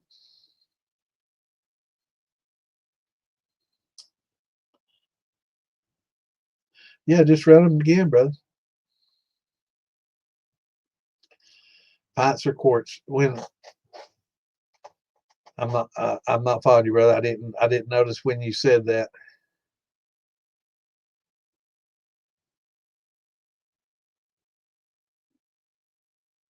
Yeah, and that's another good thing to be conscious of is where you are in your steel. You know, how much volume you've got in your steel, and make sure that you don't get below your elements. Very good point, too.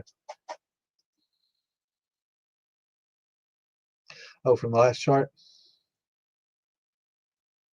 This can be anything. You can collect these. It depends on how big your steel is. These could be gallons if you had a big enough steel, or they could be half pints if you have a small steel, right? But generally, you're going to get about 30% heads, 40% hearts, and another 30% tails. Generally speaking, I hate doing that because it's never exactly that, but this gives you the gist of how it works. Now, this is incorrect. This chart's not right. This red should have a little bit of red here, a little bit of red here, red here, red here, red here. And it should start showing little dots of red. And it should show dots of red all the way to the end, because you'll get 4 shots all the way to your tails. But you're not going to get this much, right? So it's going to decrease all the way across. And the same with this blue. You're going to get blue dots here too. You should have some little blue, like minus signs in here floating around, and little dots of red floating around in here, because you're going to get them all the way through. This was kind of, I guess, done when they thought that everything cooked off early. And fractional distillation, this is what it looks like if you fractionally distill. But pot stills don't fractionally distill because of azeotropes. So, but I love my little charts. I like using charts. It helps me explain things a lot better, and I love using illustrations.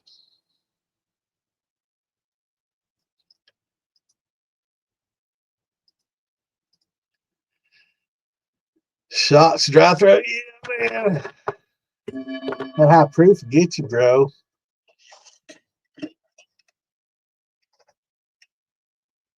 Cheers, my friend.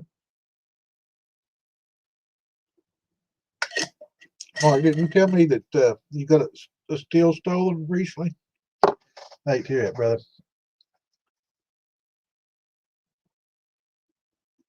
I'd go down to the recyclers and see if somebody brought it in. Chances are they take it to the recyclers, and those recyclers will buy anything. And if you can get it off of them, probably a lot of them are like buying it and they're not going to resell it for copper.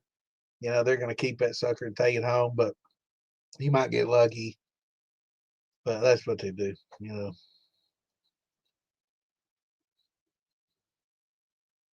But yeah, texture that could be gallons. It's just according to how big your steel is. So, generally you're not going to get that many quarts right off what I run. That's one.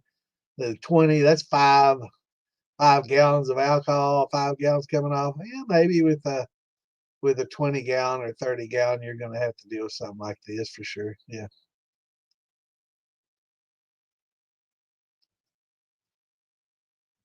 Yeah, Jeff brought up a good point. When you're running your tails out, make sure that your element is always staying below the liquid level, and that's important too. And when you're looking for a steel and you're wanting to get something with an element, make sure you get an element pretty close to the bottom. You don't want that son bitch right in the middle. Fuck that. Get it to where it's in the bottom 10-15%. Don't want it right on the bottom where if there's sediments, which you shouldn't have. But yeah, you want it kind of low. That way you can run it out and run smaller amounts in there. But any of these charts and everything, excuse me, are in the file section on the militia page. So just jump in there. I'm gonna have to turn this little fan on. I've been sick as hell and I'm getting little hot flashes. I don't think it's the alcohol in it, but it might be. But man, I've been sick for the last week. I felt better last night and I got drunk and I don't feel sick yet today. I hadn't felt good all last week. I don't know. Must have a little stomach bug, I think. But that happens when you get old. You have to get out and mow grass with a push mower. And I got me a new mower, man.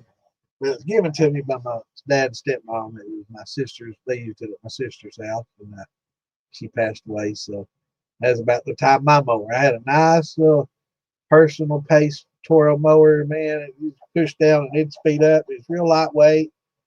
And I loved that thing, man. And I don't know, it was just old. It was like 15, 17 years old. And it just finally broke down. I think pissed and I think some rings in it. I might have to try to fix it. But I got this one off my stepmom and dad, and it's nice, self-propelled mower, but the handle's real thin, and it's like you don't like have something big to put your hands on. It's real small, so it might kind of wears on your hands a little bit. And to do the self-propelled, you have to pull this little crank, and hold it down all the time, and the deck is heavy as fuck. It's like a steel deck, and it's heavy as shit. And well, we do shots. Just get me drunk. She just wants to hear me say stupid shit, and she wants to hear me slur. That's all I've got to conclude. But the deck's real heavy, and I mean it's a free mower, so I guess that's the best mower ever. But man, it's making me miss my other one a lot, and I might have to fix that other one.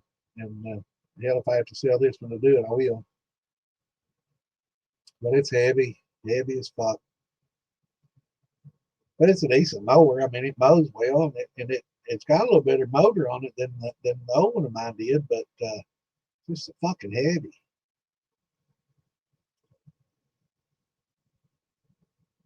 I'm sure somebody will like it.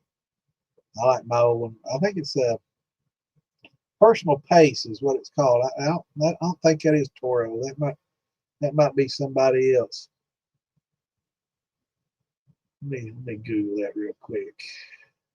Personal pace.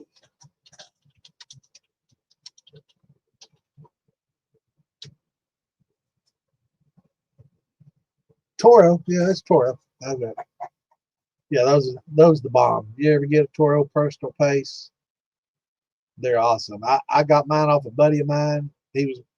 Actually, he was getting ready to move. He moved to Louisville, and then he's getting ready to move to Arizona. He's a healthcare executive, and he had this Toro. And I guess when the people movers moved it, they set it up vertically. And when he tried to start it, he couldn't even pull the string on it. It was just locked up tight. He said he didn't know what they did to it. I had no idea either. And I said, well, I'll try to fix it. And he said, here. And he gave it to me. And I said, I got to give you something for it. He's like, no, man, I don't even know if you can get it working or not. It's locked up. And I'm like, I'll trade something. So I traded him a putter, for it. A pretty nice little putter I bought at a silent auction. I got it cheap. It was a nice putter. So I gave him that for it. I didn't just give it to me. So I started taking that thing down, and when I pulled the spark plug out of it, oil came out of the damn, spark plug hole. And I'm like, what? So I tilted that thing up, and I guess when they transported it, they had it in such an angle that somehow the piston got filled with oil right above the piston. So once I drained all the oil out, cleaned it out a little bit, this thing fired right up, man, and lasted me 17 years. I love that mower. So I'm gonna get that thing fixed. Those some bitches are pretty expensive. I'm just saying, $500 for the mower I have, man. That's fucking crazy, man. Wow. Tractor Supply 450, Ace Hardware 530. Damn, there's a big one, 30-inch deck 1500. Crazy. 479 at Lowe's. Yeah. Shit. That's an expensive mower. But I tell you what, I love that son bitch. I will get me another one. I'm gonna sell this son bitch I got now. It's red. I don't know who makes it. It's just too heavy. What's going on, Hellbilly? Do you have to let the yeast clear all the way? Well, the yeast. It's the mash that's clearing, and no, you don't. Actually, it can get. I ain't saying it can get too clear, but if you get a little bit of milkiness to it, especially grains, okay, when we're talking grains, a little bit of milkiness to it has flavor, right? So if you let it get clear as clear on a grain mash, probably going to be dry, A, because you let it go so long, but B, kind of lose a little bit of flavor. I'm not saying you want to fucking yeast bed it, okay? You don't want to get a lot of that shit at the bottom in there, but it's going to be a little milky. It's not going to be clear like water. If you got a grain mash and you're siphoning it off and it's clear as water, I mean, yeah, I mean it'll work. It'll work fine, and you definitely won't have to worry about scorching anything. But yeah, yeah, mine does too, especially when I get a little heated. Um, but yeah, good question. With wines and brandies, I tend to let them get clearer. If you follow me, then I do like my grains. My grains go in, they're milky, but they don't have like solids in them, right? So, but I do call it clearing. But when they say clear, they're basically saying let all your sediments get down in there. So if you take like a glass full of water and pour just a touch of milk in it and it gets a little cloudy and colored, that's what I'm talking about. I mean, it doesn't have to be clear like water.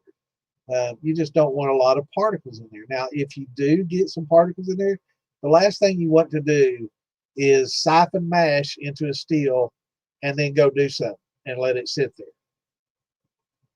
half a day or a day and then come back. Okay, I'll run it now. Do not ever do that because you'll have a lot of sediments that'll sink, settle to the bottom. They'll scorch like fuck, and you just ruin it. So just don't do that. So if you do that, make sure you stir it up some before you run it, or rack it off and clean off the bottom and get rid of those sediments, because there's nothing worse than running a good mash with some sediments that scorch. especially if you got one of them fucking turkey fryer burners that just focus that high heat. I mean, those things are great for boiling water, man, but definitely don't. I don't like using them for running, and I don't like using them for heating, cooking mashes. But they're great for boiling water, and they're great for frying turkeys and heating up oils. So I mean, if you have a jacketed steel, they're the bomb. But yeah, for cooking, not so much. And you can hear them a mile away, man. It's just crazy.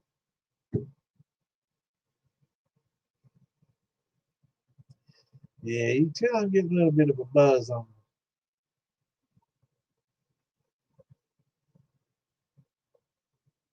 Saturday night, right? Isn't that what that was last minute? I see that in there. Wait a minute, what is that? You know what? It looks like freaking. Is that like a vampire with a? Or is that hands coming up? I can't tell what the hell you got in there, Mark. It looks like a little freaking vampire or something up in this. I tell you, man, it's a lot of fun, brother. Yeah, join the militia and get in there and talk. Come to the festivals. It's a brotherhood, man. We have a lot of fun. And it's a lot of fun talking about. It's a brotherhood, man, and sisterhood. Lisa's in here with us. We got a lot of gals involved as well. Damn, y'all. Y'all like to see me get drunk once. This is what Santa get fucked up day. Just knows I'm drinking 135 proof. I put a dent in this ball jar today.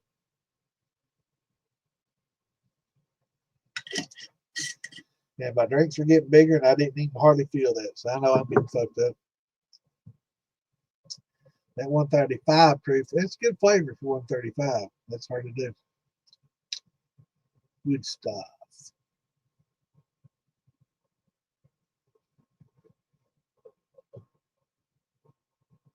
Yeah, we have a lot of fun, John. A lot of fun hanging out, chatting, get in the shit show, jump in on there on Friday night, man. Shit gets crazy. We talk about everything. You know, we don't talk about as much moonshining. We'll talk about every fucking thing. Last night, though, we're starting to get a lot more people coming in there asking questions. I think a lot of them think it's Q&A night still, you know, and they jump in there to ask questions, and it's like, motherfuckers, jump on. Where the hell are you on Wednesday and Saturday? You know, don't come in on Friday night. We just want to get drunk and talk shit and ask questions. Save that for Saturday and Wednesday. You know, this is not for us to talk shit, talk about politics and life, the universe, and everything, man. And they're not in here. Same fuckers. They're not in here. But yeah, it's a lot of fun, man. We do have pretty good brotherhood, and there's always going to be issues too. You get a bunch of rednecks, they like to drink, and there's always going to be a little drama. I try to steer clear of that. You know, the shit show is trying to bring UFC to some of these shine fests. Yeah, we've got some boxing matches and shit going on. Yeah, it gets a little heated sometimes, and I think we got Sean Rigsby and Matt Brown throw down. Farm to bottle. I was hoping to see mixed martial arts because it's been a long time since I've seen a mixed martial arts fight. You know, I used to go watch boxing matches all the time. My football coach was a Gold Glove, and he taught us a bunch of us to box. And we boxed a little bit, and I never boxed, competitively on the Gold Glove level, but just local stuff. And in the gym, we had boxed a lot in the gym.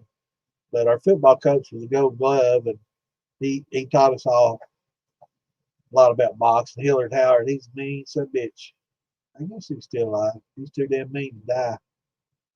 He was a tough coach, man. He was a toughie. Old school, hardcore, man. Gold Glove, badass. Looked like Fred fucking Flintstone, man. Jawline. He had a hard jaw, man.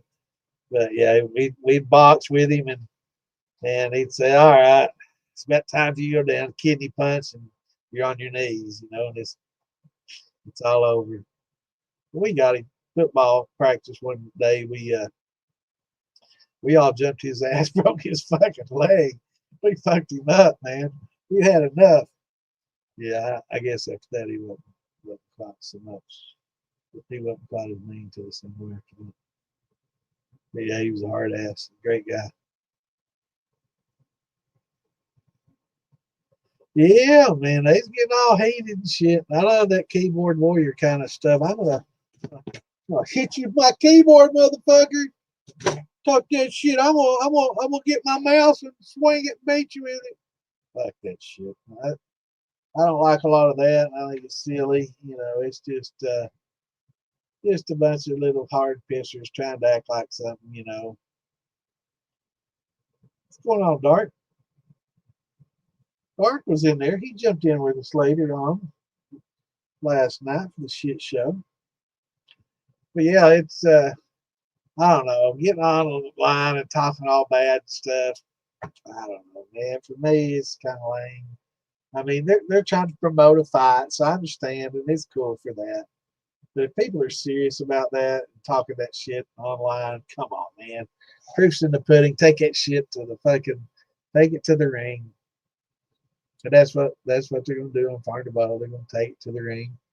I don't know. Both guys ain't slouches. I think Rigsby probably maybe better mixed martial artist, but maybe Matt's a little meaner and better in boxing. So it should be interesting. Yeah, we caught the shit show, man. You never know what the fuck's gonna happen on there. It gets crazy. It gets drama. We bring people in there that are known to promote a bunch of drama and issues. We've had people that we've called out that have stolen, basically. I don't know how else you can put it, that have taken from people. Some of them are steel builders and they take money and don't deliver on steels. And we've got people that do raffles and stuff that collect money for people that have been hospitalized and sick and flood victims and stuff and keep the money and stuff. So um, we run them through the ringers when they do that kind of shit. And we make sure that their reputations are shit. And you just don't want to come to this community and do that kind of stuff. And we've got a few that have done it, and they realize the error in their ways, and some of them tried to make up for it. But you know, the only reason they tried to make up for it was because of the lost status that they had, and not necessarily for their name and pride. So they're still pieces of shit in my book. I try not to get too much of that. Get me drunk and get me started. All right. What do you need to get on the shit show? You need to get on Friday night, same time, same back channel, same place you're watching me right now. You can watch the shit show. And to get on, there's a link that we post. And if you don't see the link, you can ask in chat, can somebody send me the link, or can somebody post the link here in chat? And we'll post the link. Now, I will say that we can only do 10 at a time. That's our max limit here on StreamYard.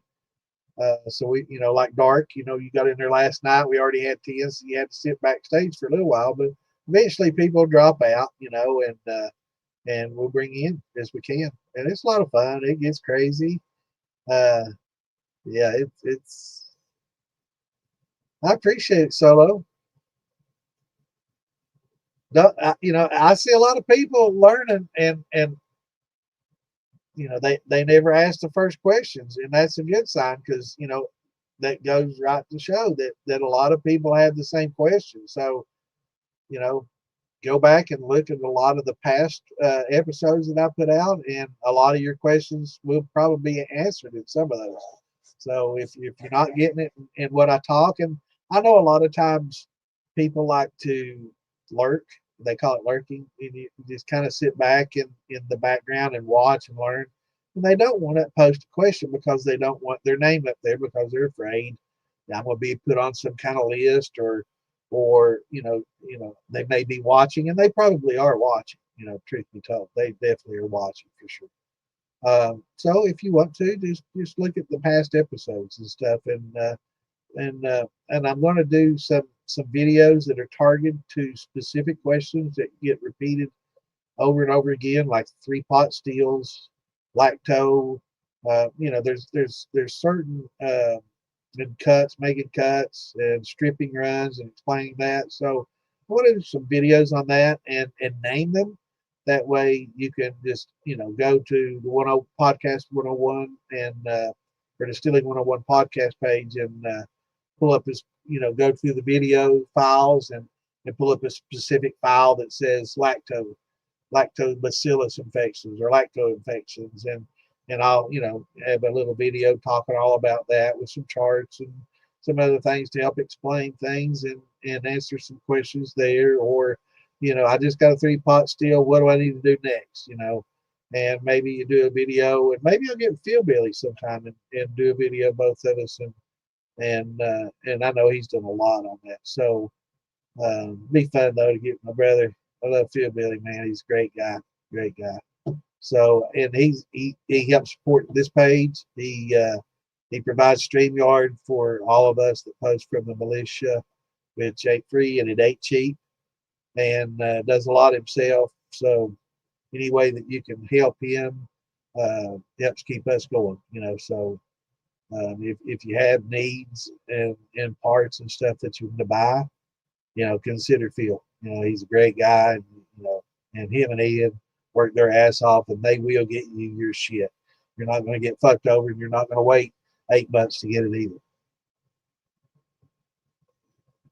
Yeah, we certainly will, brother. Yeah, we're all about love and brotherhood, but yeah, you don't want to fuck us, and you don't want to fuck the members, and you don't want to just the moonshine community generally. It's not a good community to fuck people over. If you're gonna fuck somebody over, maybe in the floral industry, maybe you should go fuck some florists over or something, right? Yeah, it's not like a good idea to fuck the moonshine militia and members or people in moonshine, period. We have a tendency to take people to the train station if you fuck around too much. Y'all watch y'all watch Yellowstone with my and watching that. They talk about taking people to the train station. That's some serious shit right there, man. You better believe it. That's what they call mountain justice.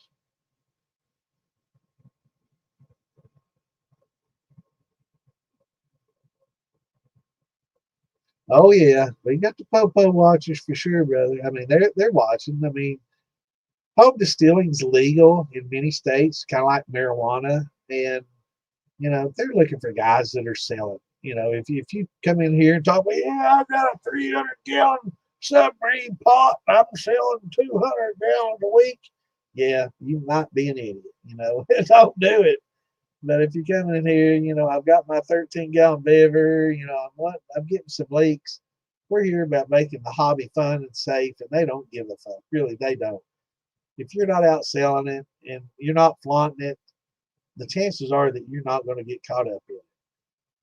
If you're doing TikTok videos and you're putting it out there and you're pretty high profile and you're really wealthy or something like that, and they got some deep pockets to go after, sometimes they might do that, just to make a statement. I had that happen actually to somebody recently who's a good friend. So it does happen, but keep things private. We can sit and talk about it. It's legal in a lot of states. So, when I come on here and I talk about it, I'm preaching to people who exercise. I leave it up to you to determine whether or not it's legal in your state. I don't want to have any kind of liability, and my whole thing is I want to make it a safe hobby for you, and I want it to be an enjoyable hobby, and I want it to be rewarding.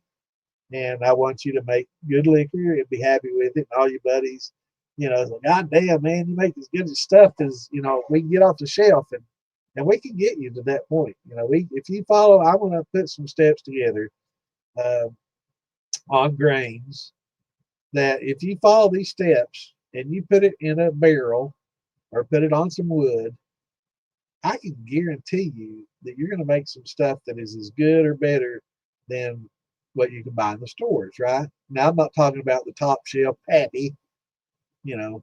but you're going to be as good or better than any early times or some Kessler and some of that bottom shelf shit, right? So yeah, I mean, it's I love the science of it too, brother, and that's really what gets me of it. It is the science and preaching that and the safety. Now there's and and it just all right. What's this? Penelope cigar blend. Are we talking about a liquor here or something? You have to elaborate on that, man. Are we talking about a whiskey that tastes like a cigar? That's interesting. Yeah, I enjoy the science of it too. I've had college, chemistry and organic chemistry and college level biologies and several different uh, regular chemistry and organic chemistry and stuff. So I was going to go pre med at one time till calculus kind of put me in my place. But I do love the science of it. Every I've made moonshine since I was a kid. Man, I had high school, chemistry and physics and biology. So anytime it was talked about, I was always listening. Oh yeah, okay. Um, I don't smoke anymore, man. Cigarettes or cigars or tobacco.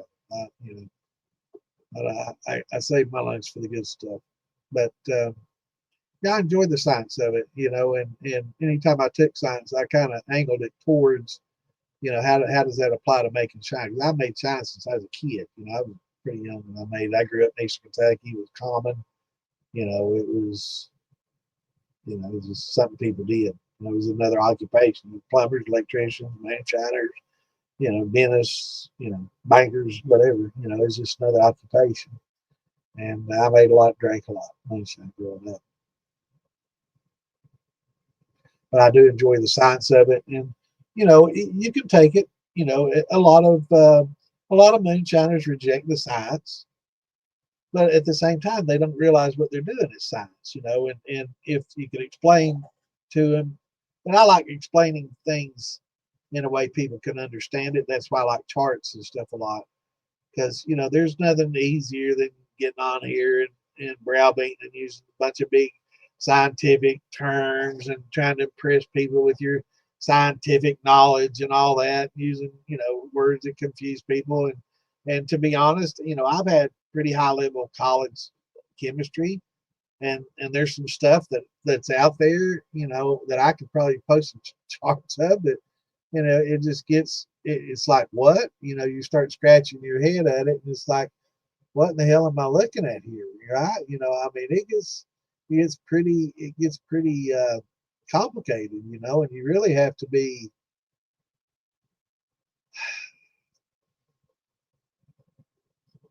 I guess, smarter than me to know what some of this stuff is even talking about. Some of these words I have to look up, and I graduated college with honors, and I took a lot of sciences and stuff. But you start looking at modeling of polysaccharide structurals, right? And oligosaccarides. You'll hear me talk about a lot of this stuff, but I'll put it in simple terms so you can understand what this is describing, depolymerization, breaking down. I describe this a much, much easier way to understand than what they show here, okay? But this is the kind of shit that I get into. I was out running around the other day. Stopped at Tiger Shines. All right. Donnie having the Moonshine Museum. Oh, I didn't know Donnie did. Hell yeah, brother. Uh, post that in the militia. I don't believe I remember seeing anything about that on the militia page, Jeffrey. Post that. I need to get down there and see. I need to get down there and see. No Tiger.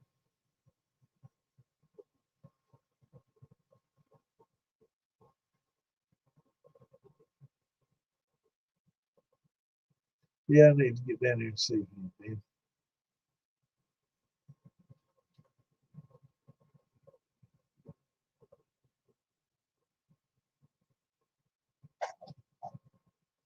Yeah, I'm on his page now. I'm gonna see if I can pull a link. Now, I don't see him post anything about it. If you got any info on that, if you could uh, post that. I just went to Tiger Shine's page and I didn't see it, but post it, post it.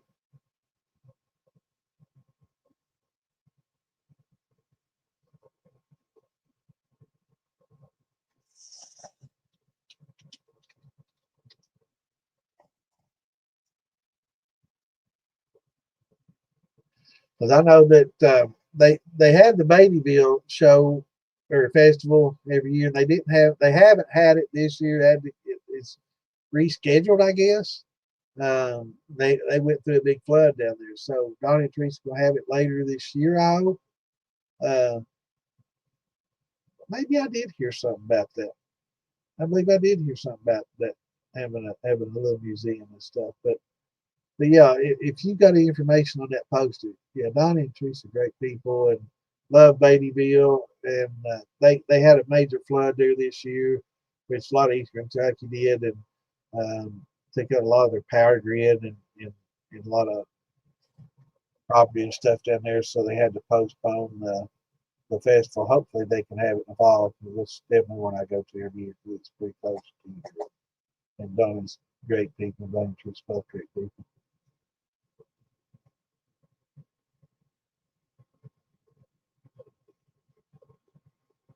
For sure. Yeah, I don't smoke it tobacco anymore.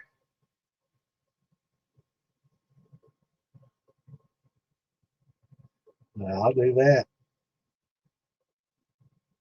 All right. Well, hey, if you're a veteran winemaker, man, you're going to be a great brandy maker, uh, and grappa. And so you understand, the airlocks. You understand sanitary. You understand, potassium metabisulfates. You understand using potassium sorbates. And you understand the fermentation process. So I love beer makers and wine makers because it's so easy uh, to convert them into grains and brandies because that's that's what they do. All they got to do is distill their beer and distill their wine, right? So you found the right place, man. I love making wines. I made moonshine for probably, going on 48 years now. So winemaking it was in the last decade, and really gotten into winemaking and making some good brandies and some grappas and stuff. So definitely love brandy. You'll love it. And one good thing about it, if you've got a wine that just doesn't cut the mustard, it's just not that great. It's just meh. Still that shit. You can make a good brandy out of it. And there's certain ways that we can infuse flavors during the distillation process that can add some interesting flavors back into that wine and brandy to give it more body and to bring out maybe some of the negative things about it. And if it's really fucking bad, we can run it over some plates and stuff and make a neutral out of it, right? And pretty much have a you're not gonna lose any alcohol. You're not gonna just dump that shit down the drain anymore. If you have a wine with even with a little vinegar taste in it, you can try to salvage that. But it's interesting hearing a lot of distillers talk about they've never had anything. Solo, have you ever had any wine turn to vinegar on you? And have you ever had to deal with acetobacters and that issue? Hell yeah, man. He's right there.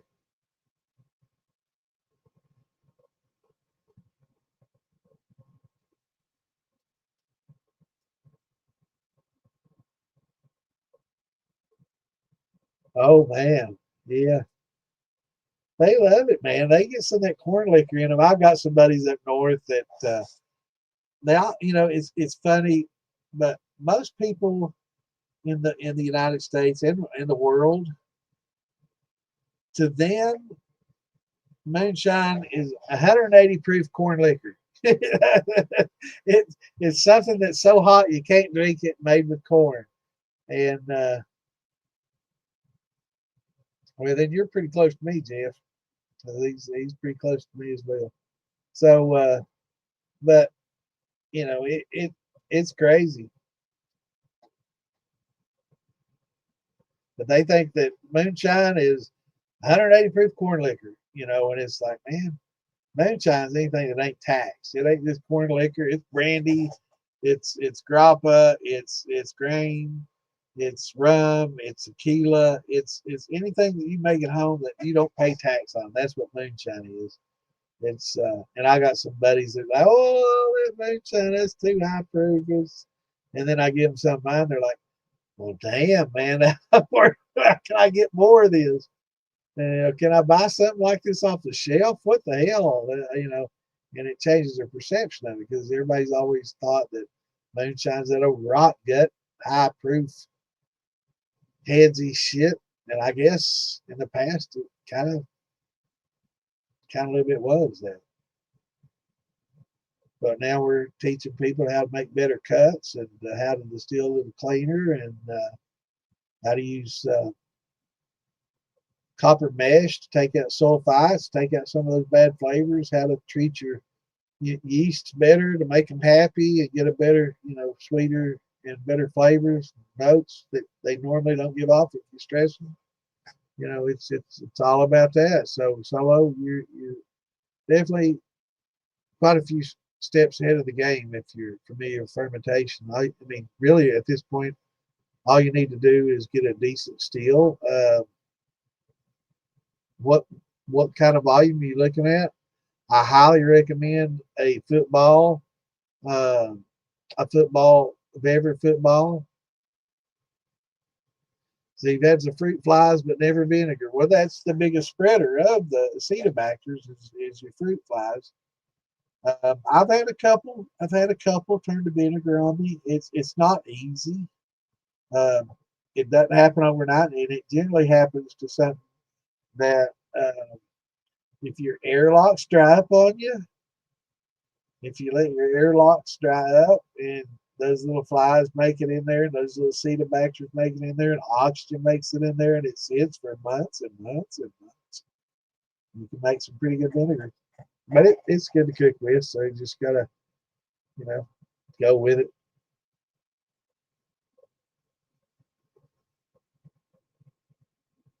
So they freak out when they saw your still hunt, man. It trips them out, doesn't it? When you show them the setup, man, they're like, wow. But they love it, man. I mean, you get people. It's so addictive. It's such an addictive hobby, you know. And you don't have to be an alcoholic to love it. You know, it's just so much fun to go through the process. It's a science, you know, and to go through the process and make it and actually make something like that that you can drink and make it flavorful and age it and come out with something that's like middle to top shelf or better. And it's like, damn, you know, I've got a grop out there that seasoned people have drank and they're like, man, this is some of the best thing that I've ever drank in my life. You know, and to hear people say that, you know, it's kind of, and they're serious. They're not, these people, you know, these people will be the first to say, man, that's some fucking shitty ass fucking liquor. I mean, they're straight up honest with you, you know, and like, man, this is some of the best shit I've ever put my lips to, you know, and they're like, I want more, you know, and it took like 2 years to make it. So yeah, it's not forthcoming anytime soon, but you know, and to have, you know, and pride into making something like that people have never tasted anything like it, and it's just, you know, knocks their socks off. You know, hell, it's awesome. It's an awesome feeling being able to make something like that, and we can get you, and we can get you to that point.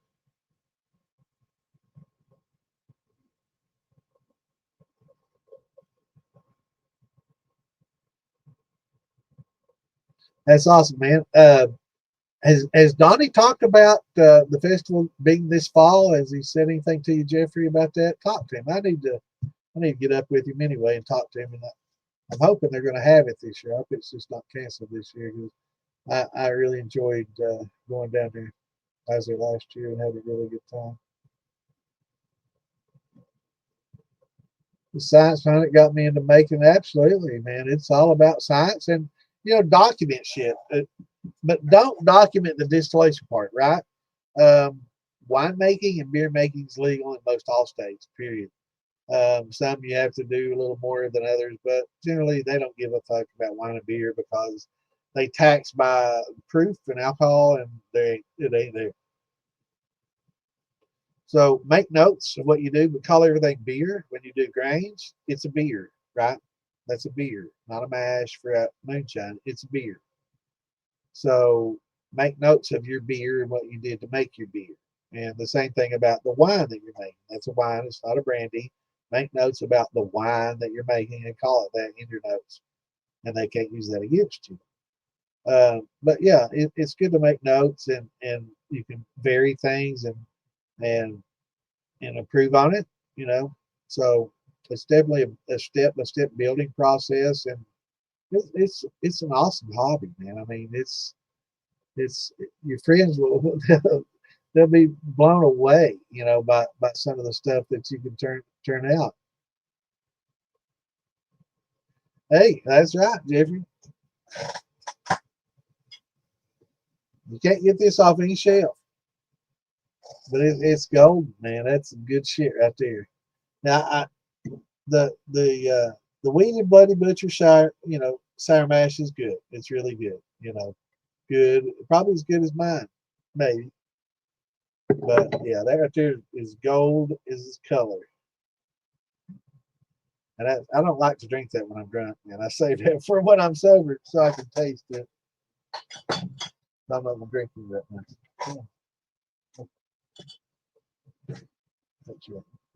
Sit on its side. But yeah, it's an awesome hobby, man. And once you bring your buddies into it, you're like, man, check the shit out I made. And especially once you age it, once you put it on some oak, whether it's with spirals or some barrel stays, or actually put it in a barrel, that adds a lot of flavor to your moonshine. So it's going to make it more like something that you're buying in a bottle off the shelf, like a whiskey. And that's what people kind of expect from a moonshine is they're used to drinking whiskey. They're used to drinking something that's been aged in a barrel or on some oak. And could y'all hear that fan in the background when I had it on? Is it loud or anything? I'm used to using it when I have my little microphones that plug into here that went out on me, so it plugs into my headset. So I'm using my webcam mic. Was that? I didn't even think about it. Was that fan very loud for y'all? Let me know. But yeah, you start aging it. 30 to 40% of the flavor comes from just your mash. You keeping your yeast happy and following certain sets of instructions and keeping things, nutrients, pH, all this, keep it right. And yeast sing, when they're happy, that you'll know it when you drink it, right? And especially in like a wine or a beer, because you're actually drinking the mash and the must or the beer, whatever. Um, but the same follows through to distilling it as well. So keeping everything, tight and in line definitely increases increases the quality of your product. So the more you can take notes, keep temperatures, try to keep your temperatures constant, try to, anything that you can do to keep the pH right. But you can overdo it, like earlier we were talking, I remember who it was, maybe like Scully or somebody though, that was talking about using some uh, baking soda to keep their pH up, and I can't remember who it was, but I was thinking it might have been later in fermentation than it was. It was actually in the middle. It was still at 1050. So probably a good time, maybe it was a good time. It was 3.6 or so pH. You probably could have gone along a little bit further, but if you'd used those oyster shells, little ounce provision and using these certain steps each time, and just, you know, make it a part of your process. Everything that you can do, see, every little thing you can do to make that yeast better, whether it be, you know, adding those oyster shells and keeping the pH up, or keeping the temperature more constant, or not stirring it up too much, or keeping, you know, under an air, you know, airlock, or there's so many things that you can do, keeping the nutrient levels proper, you know, and using nutrients versus not the right nutrients and the right amount of nutrients, not overdoing it, or not stirring it in the middle of fermentation, you know, after you're 2 weeks in or a week and a half in, stirring the shit out of it and oxygenating and making your yeast go back into reproduction when they should be just about to finish and things like that. You know, there's certain steps and things that you can, you know, do and eliminate. And if you can make it a little bit better here, a little bit better here, a little bit better here, that's that 30 or 40% that we're working with that I was talking about earlier. The rest, you know, the 60 to 80, right? This, you know, 20 to 40 is what you put into it. The 60 to 80 is the aging process, and what happens during the aging process. And it's not just the notes and the character and the flavors that the barrel adds as far as tannins, but there's a lot of chemical processes that are still esterification. You got acids and oils that are mixed together, and they esterify and create some, you know, polyphenols and other things that have good flavors, you know, and some bad flavors. So you'll make sure you do the right thing. But during the aging process, you know, you can age in a glass jar.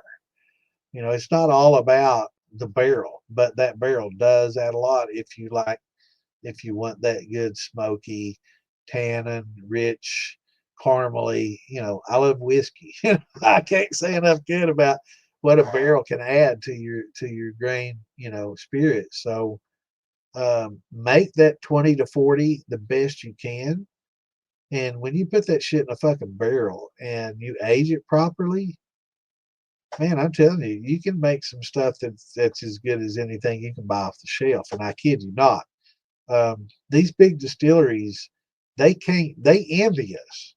They can't make 50-gallon batches. You know, they can't make 30-gallon batches in small stills like we do and micro manage everything. It's in big, huge volumes. So it's much more difficult for them to make minor adjustments like we can. They can't do that. So that's where craft distilling comes in. Is you know, craft distilling can't be matched with huge, you know, commercial stills and production. You know, it's more about production when they do that. So there's certain things that we can do, and you can turn out as good a whiskey as you can fucking buy, um, if you got the time. Now I don't know many moonshiners that have 53-gallon barrels that they're willing to put in their basements for, you know, 6 to 8 years and let it mature. Most moonshiners sell that shit and get the evidence the fuck out the back door, you know. Um, but you know, we're trying to creep into distilling and getting away from that moonshine mentality and more into distilling and crafting on a small scale. And that's what the hobbyists do. And that's what I'm trying to teach and trying to bring a little bit of science into it.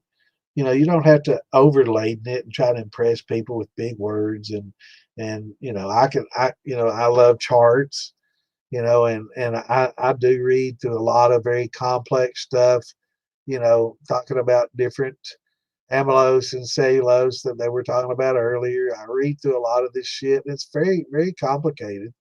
And I mean, I can throw a bunch of that up there and try to impress people with all this high level stuff, and you know, and why not everybody's interested in taking it to that level, and what I try to do is learn and read at that level and try to put it into more simpler terms to get you at an end product that's going to impress you and your friends and make your hobby enjoyable and safe. Safety is first.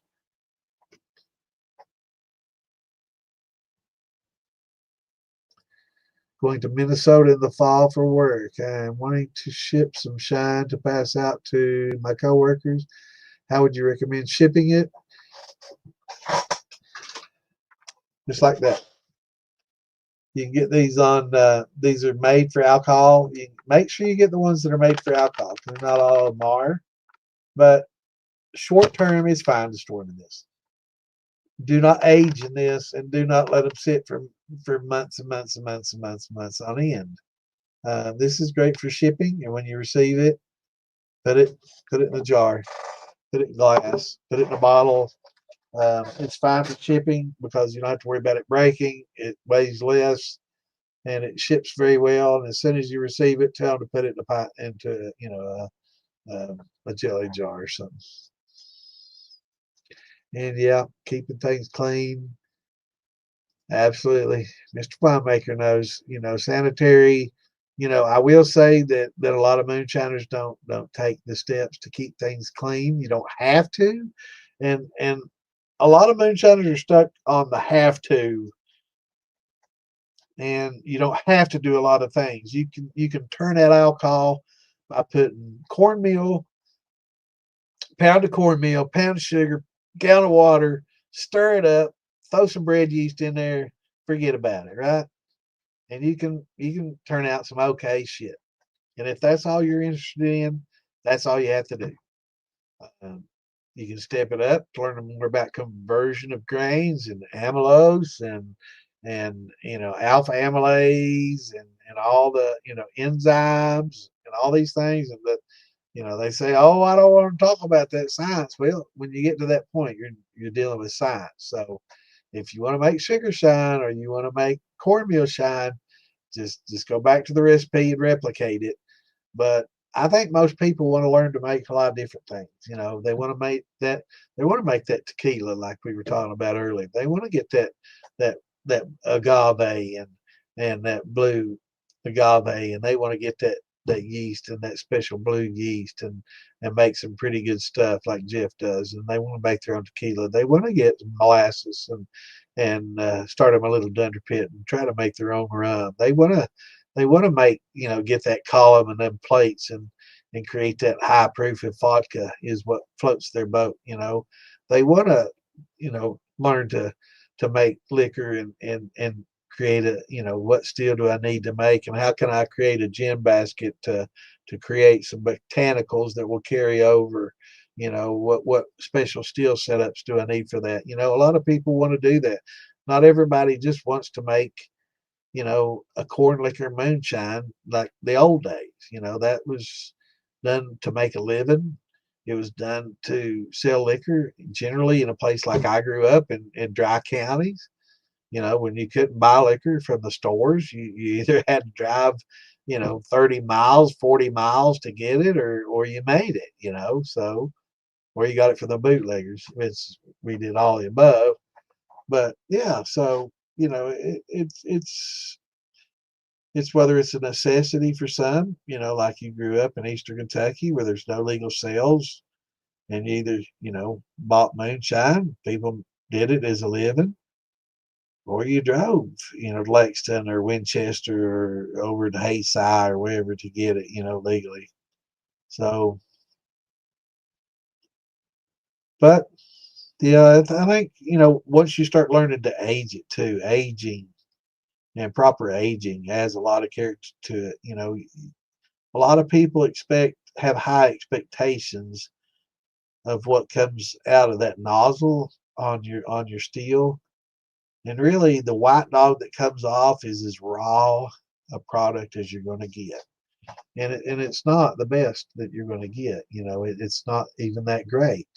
It can be good, but the aging process, even if it's in a jar, let the oils and acids esterify and work together and create some polyphenols and some interesting flavors and notes. Um, it helps a lot, and it mellows it out. Some people open up their jars and let some of the excuse me, damn, he's shot. Let some of the higher volatiles kind of evaporate off. Yeah, you're going to lose a little ethanol, but a lot of those higher higher volatile alcohols will evaporate first, right? So there is a point though that where you're going to lose alcohol, and it's just silly. But leaving it open for a day with just you can take your ring out and put your cheesecloth or something on that, or a paper towel, and just tighten it down a little bit, just so you don't get the flies and dust and shit in there. That I'm gonna take a drink first. Just keep shit out of it and let some of those higher volatiles kind of evaporate off. That's a good start. But letting it age in the jar helps a lot. Um, and aging it in a barrel. If you like that whiskey flavor and you want that, um, yeah, cleaning sucks. I just leave that up there. Period. Um, it helps. It helps a lot. So get you some wood staves, barrel staves. They're great to get. They're cheap as fuck. If you got somebody that like, I'm lucky because I got a neighbor that makes furniture and makes little crafts and stuff with barrel staves, makes little wall plaques and stuff with them. So I get all the little chopped off little teeny leftovers that he has. But they're real cheap to buy. So if you ever around barrels and they got some broken up barrels that are busted up, and like, man, I mean, I know the barrels are just worth, just go in and say, hey, I know regular barrels are worth, 50, $100, but that one's all broken. What about that one over in the corner? It's busted up, man. How much you want for that? They were like, hell, man, those 10, $15. All right. And take those staves apart, chop them up, and the gray side that's been exposed to air, sand that shit down, plane it down, and take a torch and go all the way around that barrel stave and torch it good, and drop it in a jar like this. Man, it'll age a jar really well. Not as good as a barrel, no, but it does help, and it does give it some good flavor, and it'll take it to the next level. Now, if you can get you a Sandman or a well, I'm trying to think of who makes this one. This was Bad Mo or a Sandman barrel, and age it a couple of years in one of these. You can do that. I've got some 15-gallon barrels that I ain't gonna pick up. I got in my garage that I ain't gonna go pick up. They're nice, but the larger the barrel, the longer the time it takes. And these barrels take a little bit longer too. But if you get like a gallon or 2-gallon barrel, you can age within 6 months in those. Okay, 3 to 6 months. Gallon barrel, 3 months. It can overdo it.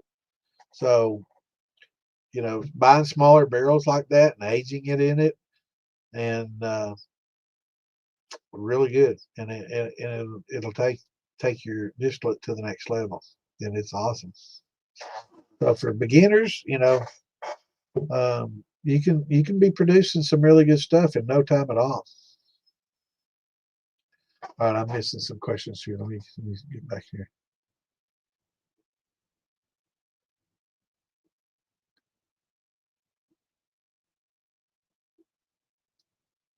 Hi, real talk.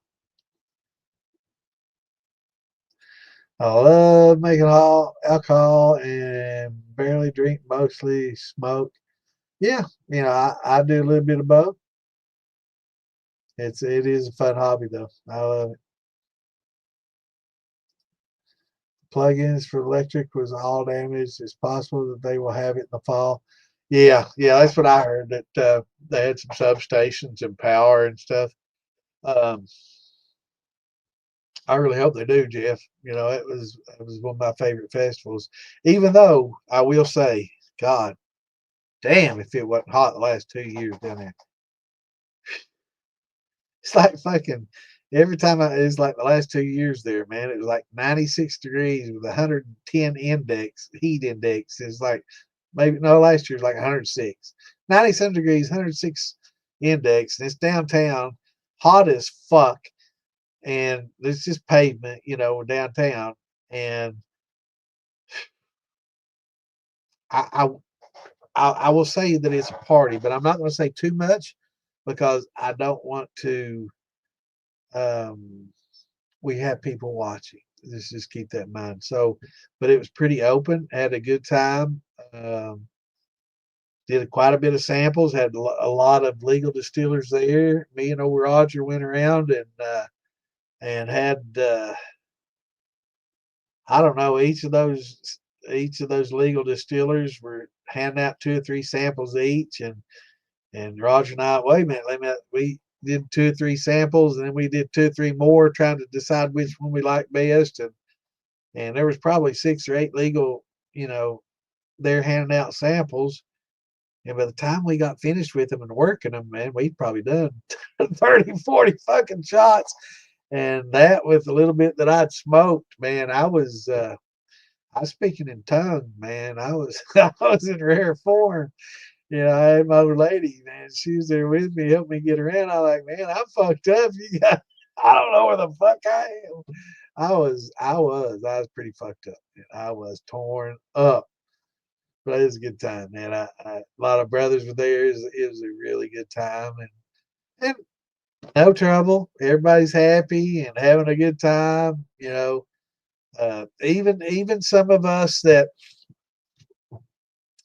go at it um, online and stuff. When it comes to festivals and stuff, and we're all there together, we can put a lot of that behind us for the time being and have a good time without ruining the fucking festival with a bunch of fighting and redneck bullshit. So we try to keep that to a minimum, um, and we've been good. I mean, all the festivals that I've been to. Um, I can only think maybe of one fight that I saw and possibly one that I was about to be involved in, and that was me because somebody really pushed me to the limits with some things that they said. Um, but at the same time, it was somebody that I had respect for. So, and they were really, really, really drunk, saying some stupid shit. And, you at a point where I'm either going to kill this motherfucker, I'm going to let it slide. And, it's what am I going to do, and I let it slide. I think I made the right decision.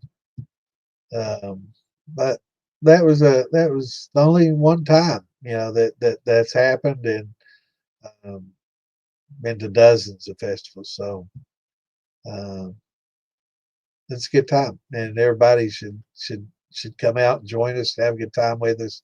They are a lot of fun. They are a lot of fun. Yeah, my grandmother made wine, and my family. I've got some moonshiners back in the history of my family. I wasn't aware of it.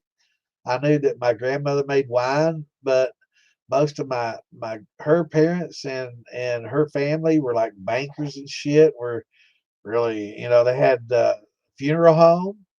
Um, but I did find out that they did trade a lot of those embalming bottles to moonshiners for a little bit of product. Those moonshiners would clean out those embalming jars and use those to put their moonshine in, because I guess getting bottles and glass and stuff back in the old days, and I'm talking late 1800s, early 1900s, was pretty tough. My grandmother was a call, and her family, I guess Willie Clay Call is a famous moonshiner. Him and Junior Johnson were best buddies, and Willie Clay was called the Uncatchable. So I didn't know until later on in life that I'm related to Willie Clay Call, and Willie P. Call is my grandmother's dad. So they were pretty close. So yeah, read about the Uncatchable. He was a badass. He when Ginger Johnson started car racing and stuff, he's like, "Now I help you build motors and stuff, but I ain't interested in running a track, man. I want to outrun cops." They never caught him. He never got caught. Junior can't say that. Yeah. Could y'all hear my fan? Nobody answered me. No, sound is great. Okay, good, good. Appreciate it. So that's how far behind I am. I'm sorry, I get a little bit long-winded here.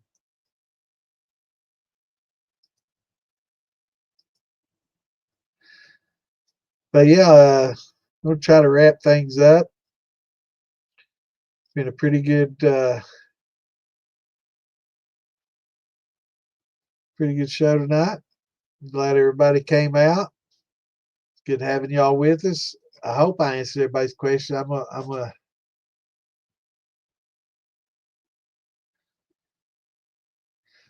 Well, what am I drinking? I'm drinking 135 proof weeded Bloody Butcher Sour Mash and tequila, and I think might have had a little peach brandy early.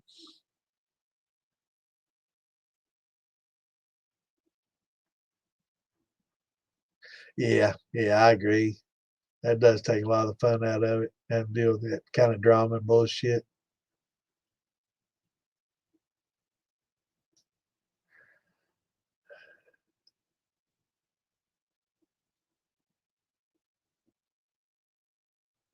All right, now Jeff, on yours, do you use clearing agents or do you just? I mean,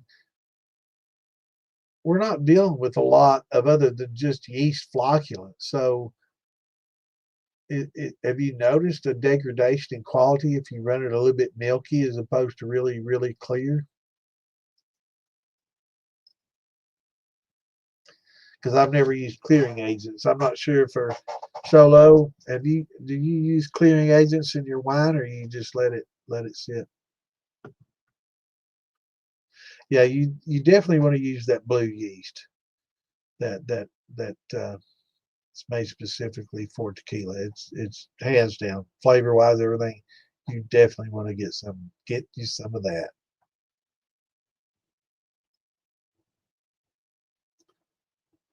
Yeah, you wanna do your tequila fermentations and your blue yeast likes warmer temperatures. It likes 80s, mid 80s. So 80 to 85, I think is optimal for that blue yeast, if I'm not mistaken, Jeff.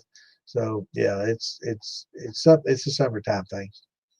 Or if you live in hotter climates, you might be able to get by with it a little earlier. But yeah, it likes warm.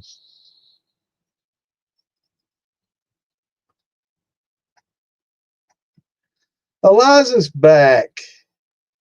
Man, Eliza has this anal. She likes ass eating.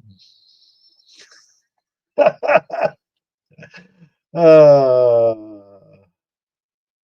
she likes ass, man. I don't know if she lets you eat her box or not, man. She's into ass. She likes Santa ass. What's going on, brother? Freaks come out at night, baby. I love them, man. As long as they troll and say funny shit like that, I ain't gonna fucking ban them or block them. But when they start with the racial shit and get really far out there, I fucking get rid of it. But I love them, man. They're funny. I enjoy the humor. You want $50? Well, there's certain things you got to do to get that. What's up? I ain't bald, motherfucker. That's a headset hiding my hair. I got all kinds of fucking hair, motherfucker. What are you talking about? What's going on, Shane? Mouse.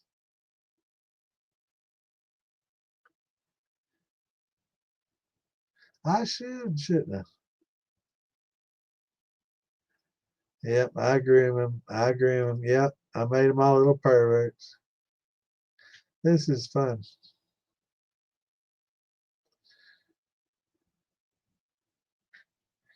Diddy Santa. And he said that. Oh, it's funny.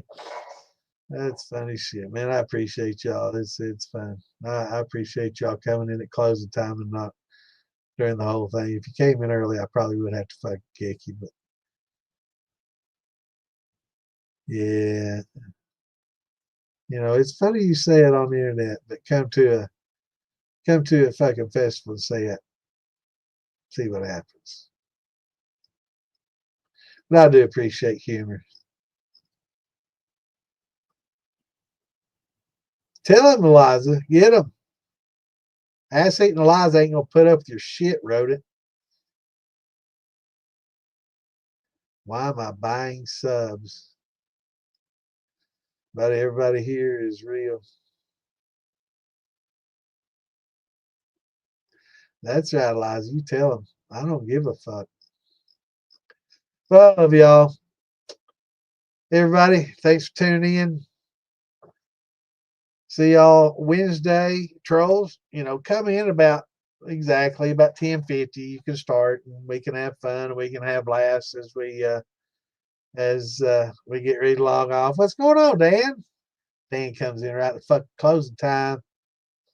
We need to get you in here, Dan. Yes, his grammar sucks, and he sucks, but we're not going to talk about what he does with children on the side. Him and Joe probably talk about their hairy legs and shit.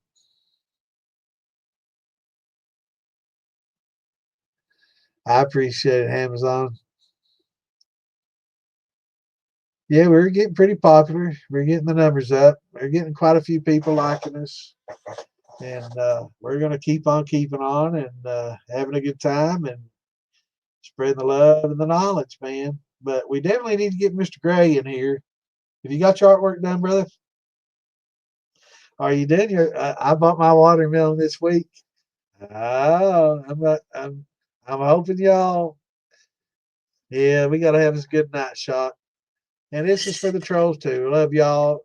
And as long as you keep it funny like that, keep it clean and keep the racial shit and keep all the gaiety and all that shit and all out, keep it fun, keep it clean. We can have a good time. I enjoy a good laugh and trolls give me a good laugh. So and unless you get like really mean racial, I don't go for that kind of shit.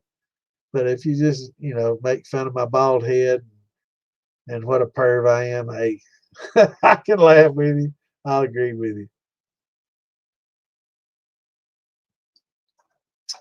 Richard, you did the same, brother. And we will see you all Wednesday. We hope y'all have a great weekend. And if you got some questions, save them up. If it can't wait till Wednesday, jump in the Moonshine Militia. We'll take care of your questions there. Got a lot of knowledgeable people there. Dan, um, hang around. I'll send you a link. I need to talk to you. I need to get you in here, man. Art, good seeing you, brother. Thanks for tuning in. Jeff, take care, brother. Richard, y'all take care. Lisa, hang around. I got to talk to you as well. Roy, take care, brother. But Dan, I need to talk to you. I need to get you in here this next week if you got your artwork done for the farm to bottle. And Lisa, I need to talk to you about something personal. So hang out and everybody shine on. And we will see you Wednesday. Have a great weekend. Don't forget, tune in Tuesday. Check out my buddy Frade. He's got live mic night. It allows everybody in, kind of like a shit show environment, but not quite as wild. And they do cover a little bit of content and stuff. And Thursdays, Lisa comes on, and her and the gals they talk shine. They talk a lot about plants and tinctures and other things like that. I think her and Mark also have things going on Monday about canning and preserving and things of that nature. So it's we're trying to put together a lot of good content aside from the shit show. It might not be so good, but it's a lot of fun. But we're trying to put a lot of educational content together for everybody, and we're trying to expand, a little bit beyond just moonshining, like tinctures and stuff, and a lot of plants and stuff to help, holistic medicine and stuff. So tune in Thursdays with Lisa. Her and some of the gals get together. They're very knowledgeable on a lot of that kind of thing. If you're into that, it's pretty interesting stuff. So we got a lot. Yeah, we diversify. We've got a lot of things going on here at Moonshine Militia. So we appreciate y'all tuning in. Go to Pod Distilling 101 page. You'll see it on the link at the very top right. Follow and hit the like button in YouTube. Make sure you all follow, hit the like, and hit notify. That way, when we come on, you'll get a little notification in your emails and stuff on your phone, and you'll know when we come on. Generally 8 o'clock just about every night. We're going to try to make it so we have something going every night for somebody. If you want to jump in here and listen, you can get some, have a little bit of fun and learn a little bit. So with that, I'm going to say peace out, shine on, and we will see you all Wednesday. Have a great weekend that's left of it.